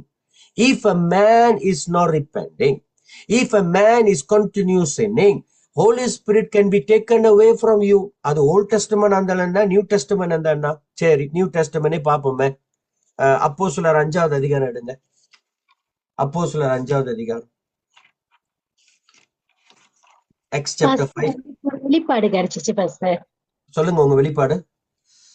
எனக்கு என்ன வெளிப்பாடு கிடைச்சிச்சுன்னா, இப்ப தாவீது வந்து தப்பு செய்துட்டு வந்து அவர் மன்னிப்பு கேட்கிறார். பரிசுத்த ஆவி அவருக்குள்ள இருக்கிறதுனால அவர் உணர்த்தப்பட்டு தப்பு பண்ணி அவர் வந்து கன்ஃபெஸ் பண்றாரு. ஆனா புதிய ஏற்பாட்டிலையும் மத்தேயுல நான் இப்ப படிச்சேன், நீங்க சோதனைக்கு உட்படாதபடி விழித்திருந்து ஜெபம் பண்ணுங்கள், ஆவி உற்சாகம் உள்ளதுதான், மாம்சமோ பலவீனம் உள்ளது என்றாரு. அப்ப அவர் என்ன சொல்றாரு, நம்மளோட நம்ம ஆவி உள்ளுக்கு இருக்கிற பரிசுத்த ஆவி உற்சாகமா தான் இருக்கும். ஆனா நம்மளுடைய மாம்ச கட்சிகள் என்ன செஞ்சிருது, பலவீனமா இருக்கிறதுனால நம்ம தப்பு பண்றதுக்கு முன்னே இயேசு கிறிஸ்து வந்து பரிசுத்த ஆவியானவர் கொண்டு நம்மளை ஜெபிக்க சொல்றத நான் உணர்த்தப்படுறேன் பாஸ்டர். ஏன்னா ஏன்னா அந்த இடத்துல பரிசுத்த ஆவியானவராக இயேசு வந்து நம்ம கிட்ட சொல்லும் போது, சீடர்கள் வந்து அப்ப தூங்கும் போது அந்த மாம்ச பலவீன கட்டுனால டக்குன்னு அவங்க பட்டயத்தை எடுத்து அந்த போர் சேவன் காதை வெட்டுறாங்க. பட் ஜீசஸோட குறிக்கோள் அதுல தப்பு பண்ணக்கூடாது. அவர் தப்பு பண்ணாத முன்னுக்கே நம்ம வந்து அதை எல்லாம் மேற்கொள்றதுக்கு அத ஜெபம் பண்ண சொல்றத போதிக்கிறத நான் பார்க்கிறேன் பாஸ்டர். இது எப்படி? ஓகே, இல்ல அந்த சம்பவம் வந்து ஆவி உற்சாகம் தான், சரீரம் பலவீனம் சொல்றது பரிசுத்த ஆவி இல்ல. நமக்குள்ள ஒரு ஆவி இருக்கு. We have a spirit. நம்மளுக்கு 3 இருக்குல்ல, ஆவி, ஆத்மா, சரீரம். நம்மளுக்குள்ள இருக்கிற அந்த ஆவி, கடவுளால் கொடுக்கப்பட்ட ஆவி வந்து பரிசுத்த ஆவி இந்த பிகினிங். அந்த ஆவி எங்க இருந்து வந்துச்சுன்னா, கர்த்தர் நம்மளுக்கு எப்ப ஆதாமுக்கு அவருடைய சுவாசத்தை ஊதினாரோ அன்னைக்கு வந்த ஆவி. அது அந்த ஆவியை பேசுது அந்த வசனம். ரைட்? அதனால ஆவி உற்சாகம் தான், சரீரம் பலம். ஆவியில இப்பயும் தான் நம்மளுக்கு ஆவியில பரிசுத்தமா வாழணும் தான் விரும்புறோம், சரீரம் தானே இடம் கொடுக்க மாட்டேங்குது. ஸோ அந்த ஸ்பிரிட் வந்து ஹோலி ஸ்பிரிட்டை பத்தி பேசல. ரைட்? Anyway good try. நம்ம எக்ஸ் சாப்டர் 5 எடுங்க. எக்ஸ் சாப்டர் 5 verse 3 வாசிங்க. அப்போஸ்தலர் 5வது அதிகாரம் வசனம் 3. பேதுரு அவனை நோக்கி, அனனியாவே, நிலத்தின் கிரயத்தில் ஒரு பங்கை வஞ்சித்து வைத்து பரிசுத்த ஆவியினிடத்தில் பொய் சொல்லும்படி சாத்தான் உன் இருதயத்தை நிரப்பினதென்ன? 4. அதை விற்கும் முன்னே அது உன்னுடையதாய் இருக்கவில்லையோ? அதை விற்ற பின்பும் அதன் கிரயம் உன் வசத்தில் இருக்கவில்லையோ? நீ உன் இருதயத்திலே இப்படிப்பட்ட எண்ணம் கொண்டதென்ன? நீ மனுஷனிடத்தில் அல்ல, தேவனிடத்தில் பொய் சொன்னாய் என்றான். வசனம் 5. அனனியா இந்த வார்த்தைகளை கேட்கவே விழுந்து ஜீவனை விட்டான். இவைகளை கேள்விப்பட்ட யாவருக்கும் மிகுந்த பயம் உண்டாயிற்று. என்னங்க அது? பெரிய பாவம் செய்யல. அனனியா பெரிய பாவமா செஞ்சாரு? சின்ன பாவம். என்னது? ஒரு பொய் பேசினாரு. யாருகிட்ட போய் பேசினாரு?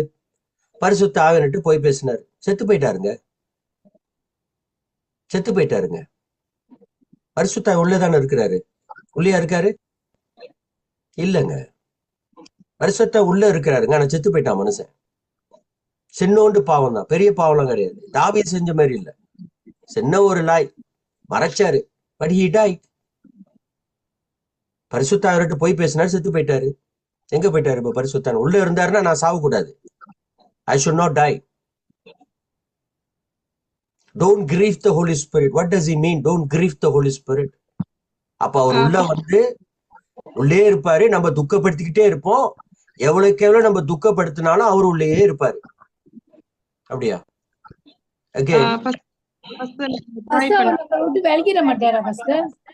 அதுதான் நான் சொல்ல வரேன்.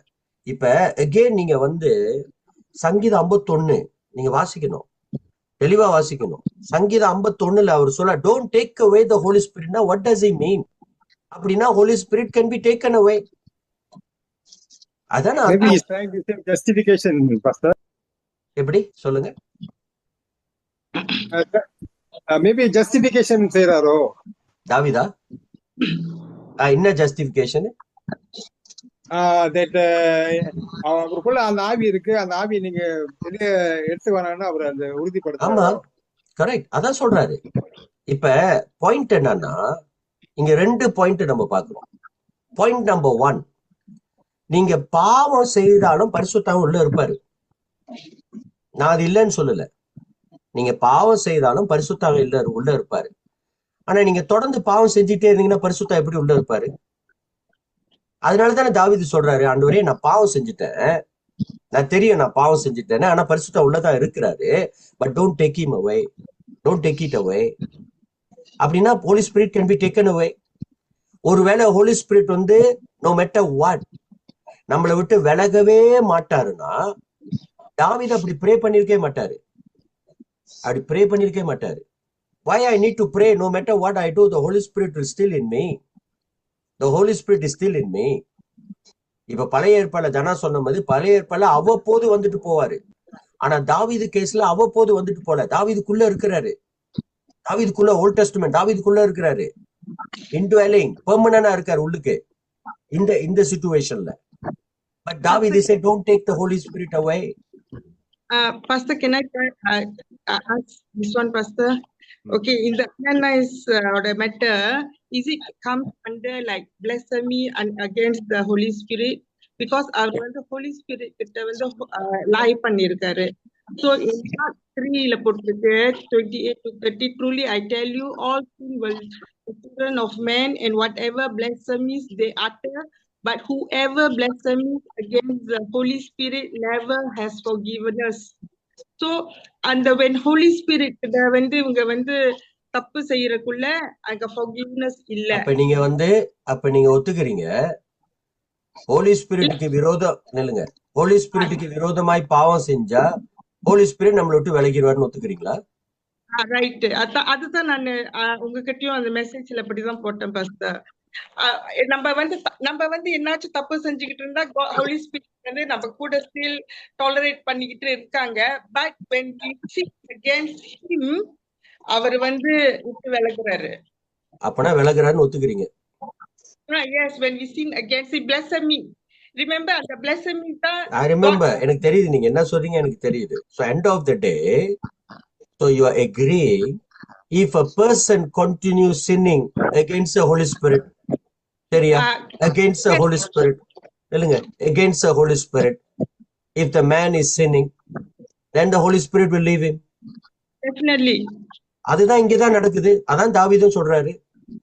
இப்ப தாவீது வந்து நான் உங்களுக்கு கேக்குறேன், தாவீது வந்து 2 பாவம் செஞ்சாரு. பரிசுத்த ஆவியினருக்கு விரோதமா பாவம் செஞ்சாரா, தேவனுக்கு விரோதமா பாவம் செஞ்சாரா? டேவிட் வந்து சீன் பண்ணப்ப வந்து of course எல்லாம் சீனும் நம்ம வந்து அகேன்ஸ்ட் காட் தான் செய்யறோம் ஃபர்ஸ்ட். பிகாஸ் காட் வந்து இது மாதிரி செய்யாதீங்கன்னு போட்டிருக்கு. அப்புறம் நம்ம வந்து அந்த சீன் செஞ்சா அது காட் அகேன்ஸ்ட் காட் சீன் பண்றோம். இன்னொன்னு வந்து இப்ப நான் ஒரு பர்சனை ஏமாத்திட்டேன்னா அவங்க கிட்ட நம்ம சீன் பண்ணிருக்கோம். சோ அவங்க கிட்டயும் இல்ல என்னோட கேள்வி என்னன்னா, இப்ப தாவீது வந்து தேவனுக்கு விரோதமாய் பாவம் செஞ்சாரா, இல்ல பரிசுத்த ஆவியான பிளெஸ்மி பண்ணாரா? அந்த சிச்சுவேஷன்ல வந்து against God, he sinned against only God. against God, correct? அப்ப ஏன் ப்ரே பண்றாரு don't take away the Holy Spiritனு? அப்படின்னா ஹோலி ஸ்பிரிட் இருக்கணுமே. அவர் வந்து ஹோலி ஸ்பிரிட்டுக்கு எகென்ஸ்டா ஒண்ணுமே பண்ணலையே. தேவனுக்கு விரோதமா பாவம், ஹோலி ஸ்பிரிட்டா வந்து பிளஸ்மியா ஏதோ ஆற்றா ஏதோ ஒண்ணுமே பண்ணலையே, பேசலையே. அப்ப ஏன் ப்ரே பண்றாரு don't take away the Holy Spiritனு? Adan Pastor, again coming to the Old Testament and the New Testament. Old Testament la வந்து Holy Spirit வேற மாதிரி மூவ் பண்ணாரு. New Testament வந்து அவரு டிஃபரெண்டா மூவ் பண்றாரு. பிகாஸ் நம்மளுக்கு வந்து Holy Spirit is given forever னு போட்டிருக்கு ஒண்ணு. Sister, Holy Spirit is given forever. It doesn't mean that you can do. சரி இப்படியே வச்சுக்கோமே, நீங்க சொல்றதே வச்சுக்கோமே. Holy Spirit is given to us forever. Correct, வசனம் இருக்கு, ஏத்துக்கொள்றேன். அப்ப Holy Spirit is given to you foreverனா, நீங்க ஹோலி ஸ்பிரிட்டுக்கு விரோதமா பேசினா கூட ஹோலி ஸ்பிரிட் வெளியே போக கூடாது. ஏன் போறாரு? அது வந்து பைபிள்ல போட்டிருக்கு. அது வந்து ஒரு இட்டர்னல் சின். அது வந்து the forgiveness னு போட்டிருக்கு. ஓகே, சரி, வெரி சிம்பிளா நான் சொல்றேன், நல்ல கவனமா கேளுங்க. சங்கீதம் 51வது அதிகாரம் பரிசுத்த ஆவின்னு சொல்ற ஒரு விஷயம், சாரி தாவீது சொல்ற ஒரு விஷயம் என்னன்னா, நான் பாவம் செஞ்சுட்டேன், பரிசுத்தா உள்ளதான் இருக்கிறாரு, ஆனா தயவு செஞ்சு பரிசுத்தாவே எடுத்து போட்டுறாதீங்க. மீனிங் வந்து இதுதான். நம்பர் 1, நாம் பாவம் செய்தாலும் பரிசுத்தாவே உள்ள இருப்பாரு. ஆல்ரைட், நம்மள கண்டிச்சுக்கிட்டே இருப்பார். அது வசனம் இருக்குல்ல, மீட்பின் நாளுக்கு உங்களுக்கு கொடுக்கப்பட்ட பரிசுத்த ஆவியனோடு துக்கப்படுத்தாதீங்க. அவர் துக்கத்தோட உள்ள இருப்பாரு. ஆனா நீங்க தொடர்ந்து பாவம் செஞ்சுட்டே இருந்தீங்கன்னா, அவர் துக்கத்தோட உட்கார்ந்துட்டு நீங்க செய்யற பாவத்துக்கெல்லாம் அவர் சகிச்சுட்டு இருக்க மாட்டாரு. இருக்க வாய்ப்பே இல்லை. he will leave you. Alright, இப்ப பழைய ஏற்பாடுல நம்ம சொன்னது போல சவுலை விட்டு விலகினாரு, செம்சனை விட்டு விலகினாரு. அதோட மீனிங் வந்து இல்ல பழைய ஏற்பாடுல அவ்வப்போது வருவாரு, அதனால வந்தாரு, பிடிக்கல, போயிட்டாரு. அதோட மீனிங் அது இல்ல. பழைய ஏற்பாடுல வந்து போற காரணம் என்னன்னா, to use them for that purpose. அதனாலதான் வந்து போறாரு. அவருடைய வல்லமையை வெளிப்படுத்துறாரு, அவர் கிரியை வெளிப்படுத்துறாரு. பழைய ஏற்பாடுல நான் ஒரு மனுஷனுக்குள்ள வருவேன், ஒழுங்குலன்னா போயிருவேன், ஒழுங்காயிட்டா திருப்பி வருவேன். அதோட மீனிங் அது இல்ல. So basically what we learn here, when we do things against God, against Holy Spirit, all right, when you are sinning against and again and again and again, all right, even God or Holy Spirit, நீங்க கடவுளுக்கு பாவம் செஞ்சாலும் சரி, Holi spirit பாவம் செஞ்சாலும் பாவம் தான். அவருக்கு விரோதமாய் அவரை பிளஸ்மி, அவரை விரோதமாய் பேசுற பாவம் மன்னிக்கப்படாது. ஏன்னா அவருக்கே பாவம் செஞ்சுட்டீங்கன்னா, there is no one to counsel for you, there is no one to stand in the middle as a mediator to pray for you. So basically what we learn is he will be with you, there is no doubt. நான் agri பண்றேன். ஆனா நீங்க தொடர்ந்து பாவம் செஞ்சீங்கன்னா பரிசுத்தாவே இருக்க மாட்டாரு. இருள் இருக்கிற இடத்துல வெளிச்சம் இருக்காது, வெளிச்சம் இருக்கிற இடத்துல இருள் இருக்காது, பரிசுத்தம் இருக்கிற இடத்துல அசுத்தம் இருக்காது, அசுத்தம் இருக்கிற இடத்துல பரிசுத்தம் இருக்காது, டெஃபினெட்லி இருக்காது. ஆல்ரைட், சோ என்ன வேர்ஸ் நம்ம கொண்டு வந்தாலும் end of the day we have to think a bit. இது லாஜிக்கா இருக்குமா? நான் தொடர்ந்து பாவம் செஞ்சுட்டே இருப்பேன். ஆனா பரிசுத்த ஆவி is given to me forever. பரிசுத்த ஆவி given to you forever, no doubt. But if you continue sinning, it doesn't mean that you will be in you forever. அதோட மீனிங் அது இல்ல. அதோட மீனிங் அது இல்ல. ஒரு கணவனும் மனைவியும் கல்யாணம் பண்றாங்க. எதுக்கு கல்யாணம் பண்றோம்? காலங்காலமா வாழ்றதுக்கு தான் கல்யாணம் பண்றோம். யாராவது கல்யாணம் பண்ற அன்னைக்கு நாளே வந்து மேபி நம்ம ஒரு 3 வருஷம் தான் வாழுவோம் போல, 4வது வருஷம் பிரிஞ்சு போயிடும் யாராவது சொல்றோமா? காலங்காலமா வாழ போறோம். பட் இன் பிட்வீன் வந்து கணவனும் மனைவிக்கும் ஏதோ ஒண்ணு நடக்குது. நடந்த உடனே பிரியறாங்க. பிரியறதுக்கு யாரும் கல்யாணம் பண்ணல, வாழ்றதுக்கு தான் கல்யாணம் பண்றாங்க. அதே போல Holy Spirit was given to us to be with us forever and ever. But it is my life now. It is my responsibility whether to keep the Holy Spirit in me forever or not. Given to you forever. ஆனா வச்சுக்கிறது வச்சுக்காம உன்னோட கையில பாருக்கு. அதான் அதோடைய meaning. Alright? Anyway, we will just move on because I need to finish this today. We'll move on. Okay, then நான் அப்புறம் தனா கொடுத்த சில வசனங்களை நம்ம வாசிப்போம் எண்ட்ல. I know டைம் ஓடிச்சு, கொஞ்சம் டைம் கொடுங்க இன்னைக்கு. Alright, so baptism of the Holy Spirit பார்த்துட்டோம். Okay, what are the sign? Okay, being baptized. Alright, ஒரு மனுஷன் வந்து பேப்டிசம் பண்ணிட்டானா என்ன சைன் இருக்கும் அதை பாருங்க. பேஜ் பாயிண்ட் நம்பர் 15 முடிச்சிருவேன். Point number 15. What are the signs of being baptized in the Holy Spirit?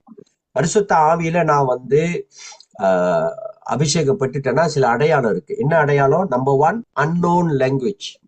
Alright, அந்நிய பாஷை. அந்நிய பாஷைன்னா என்ன நம்மளுக்கு தெரியும். Alright, அதுக்கு வந்து சில முறைகள் இருக்கு. அந்நிய பாஷை பேசுவதற்கு முறைகள் இருக்கு. அந்த முறை பிரகாரம் ஆர்டர் பிரகாரம் செஞ்சோம்னா அது பியூட்டியா இருக்கும். Alright, சபையில வந்து நீங்க அந்நிய பாஷை பேசும் பொழுது உங்களுக்கு இன்டர்பிரேட்டர் இருந்தா நல்லதுன்னு வரும். அப்பதான் வர்றவங்களுக்கு அது விளங்கும். Alright, அப்போ ஒருத்தர் என்ன கேட்டாரு, முதல் 4 பெந்தெகோஸ்து நாட்களில ஆவியானவர் வந்து இறங்குனாரு, அவங்க மேல இறங்குனாரு. அப்ப யார் இன்டர்பிரேட் பண்ணா?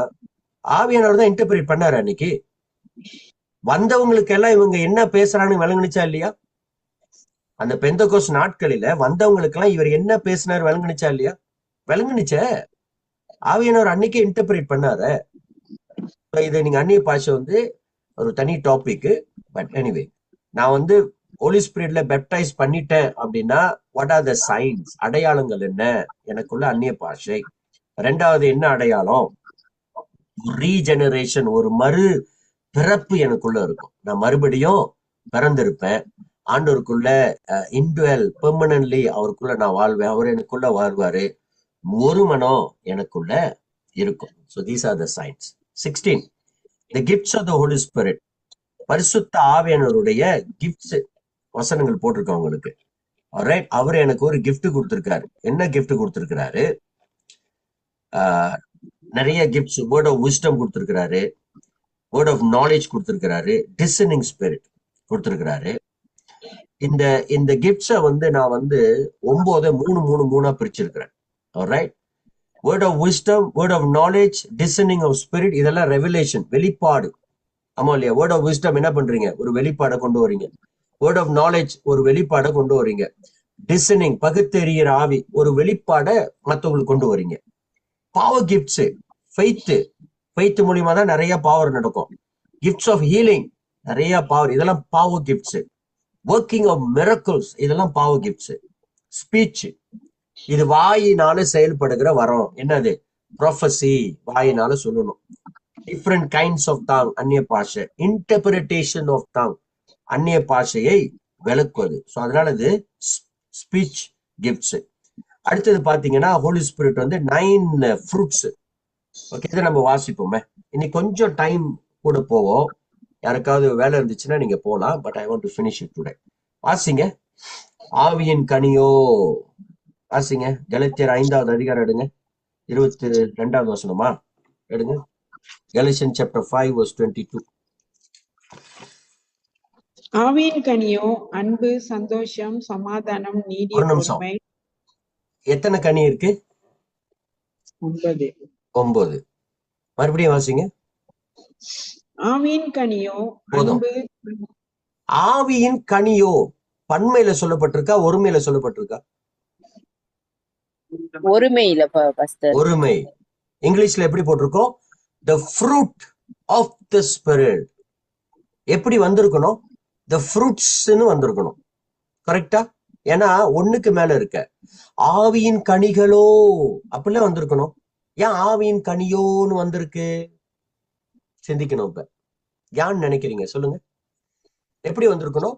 the fruits of the spiritன்னு வந்திருக்கணும். அப்படி வரல, the fruit of the spiritன்னு வந்திருக்கு. எஸ் இல்ல, அங்க சிங்குலர், ப்ளூரல் இல்ல. அப்ப அதோட அர்த்தம் என்ன? மறுபடியும் வாசிங்க. ஆவியின் கனியோ ஆவியின் கனியோ அன்பு.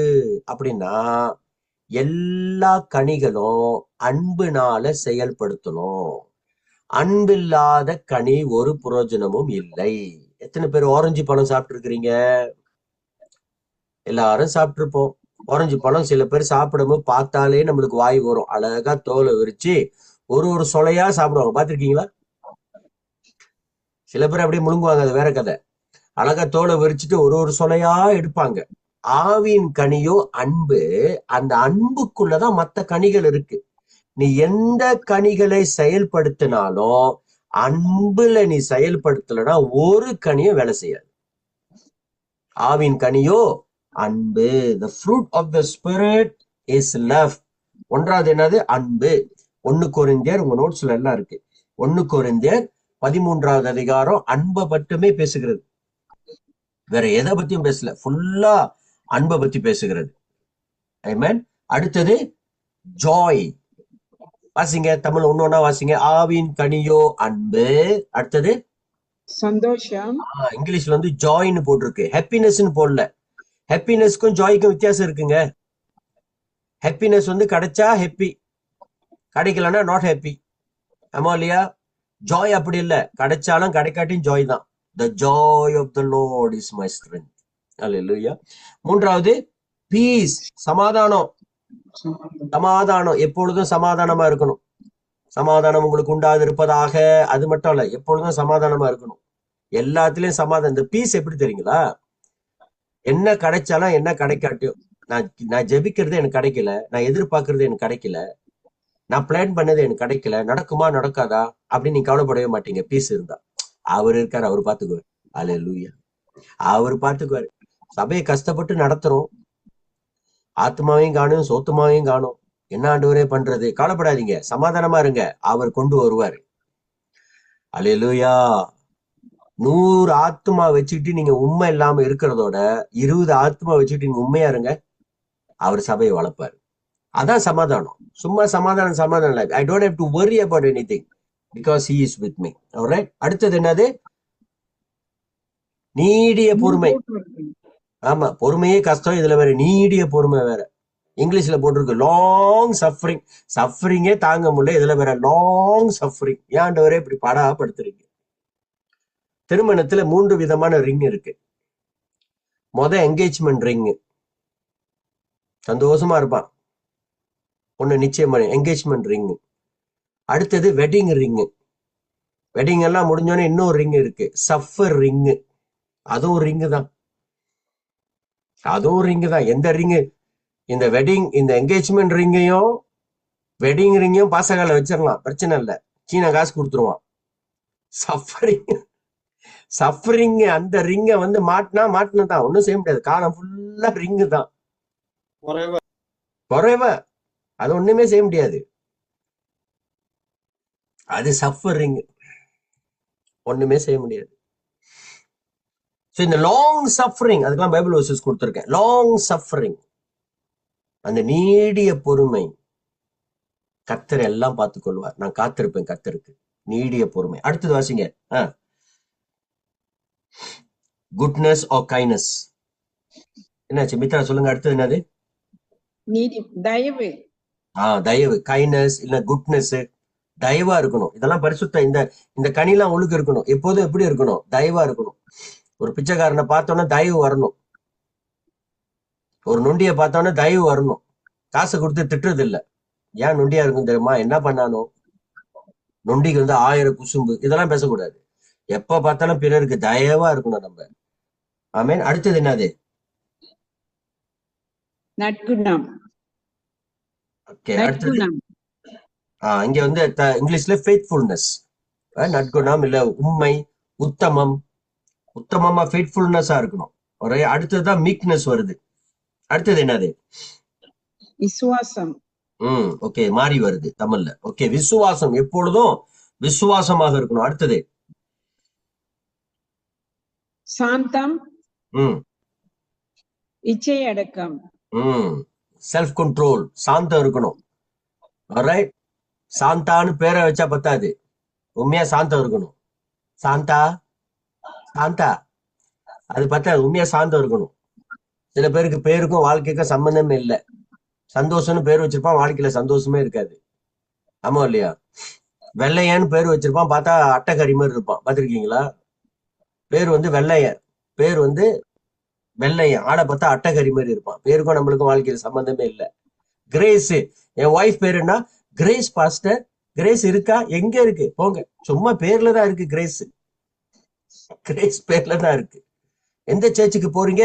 வெற்றியின் திருச்சபை. வாழ்க்கையில வெற்றி இருக்கா? போங்க, எங்க இருக்கு? எந்த நாள்ல போய் கால் எடுத்து வச்சனும் அந்த சபையில இருக்கிற வெற்றியெல்லாம் போச்சு. நீடிய லஸ்ட். கடைசியா வந்து என்னது? Self control. ஒரு கண்ட்ரோல் இருக்கணும் நம்ம எல்லாத்துக்குமே, எல்லாத்துலயுமே ஒரு கண்ட்ரோல் இருக்கணும். ஆல்ரைட்,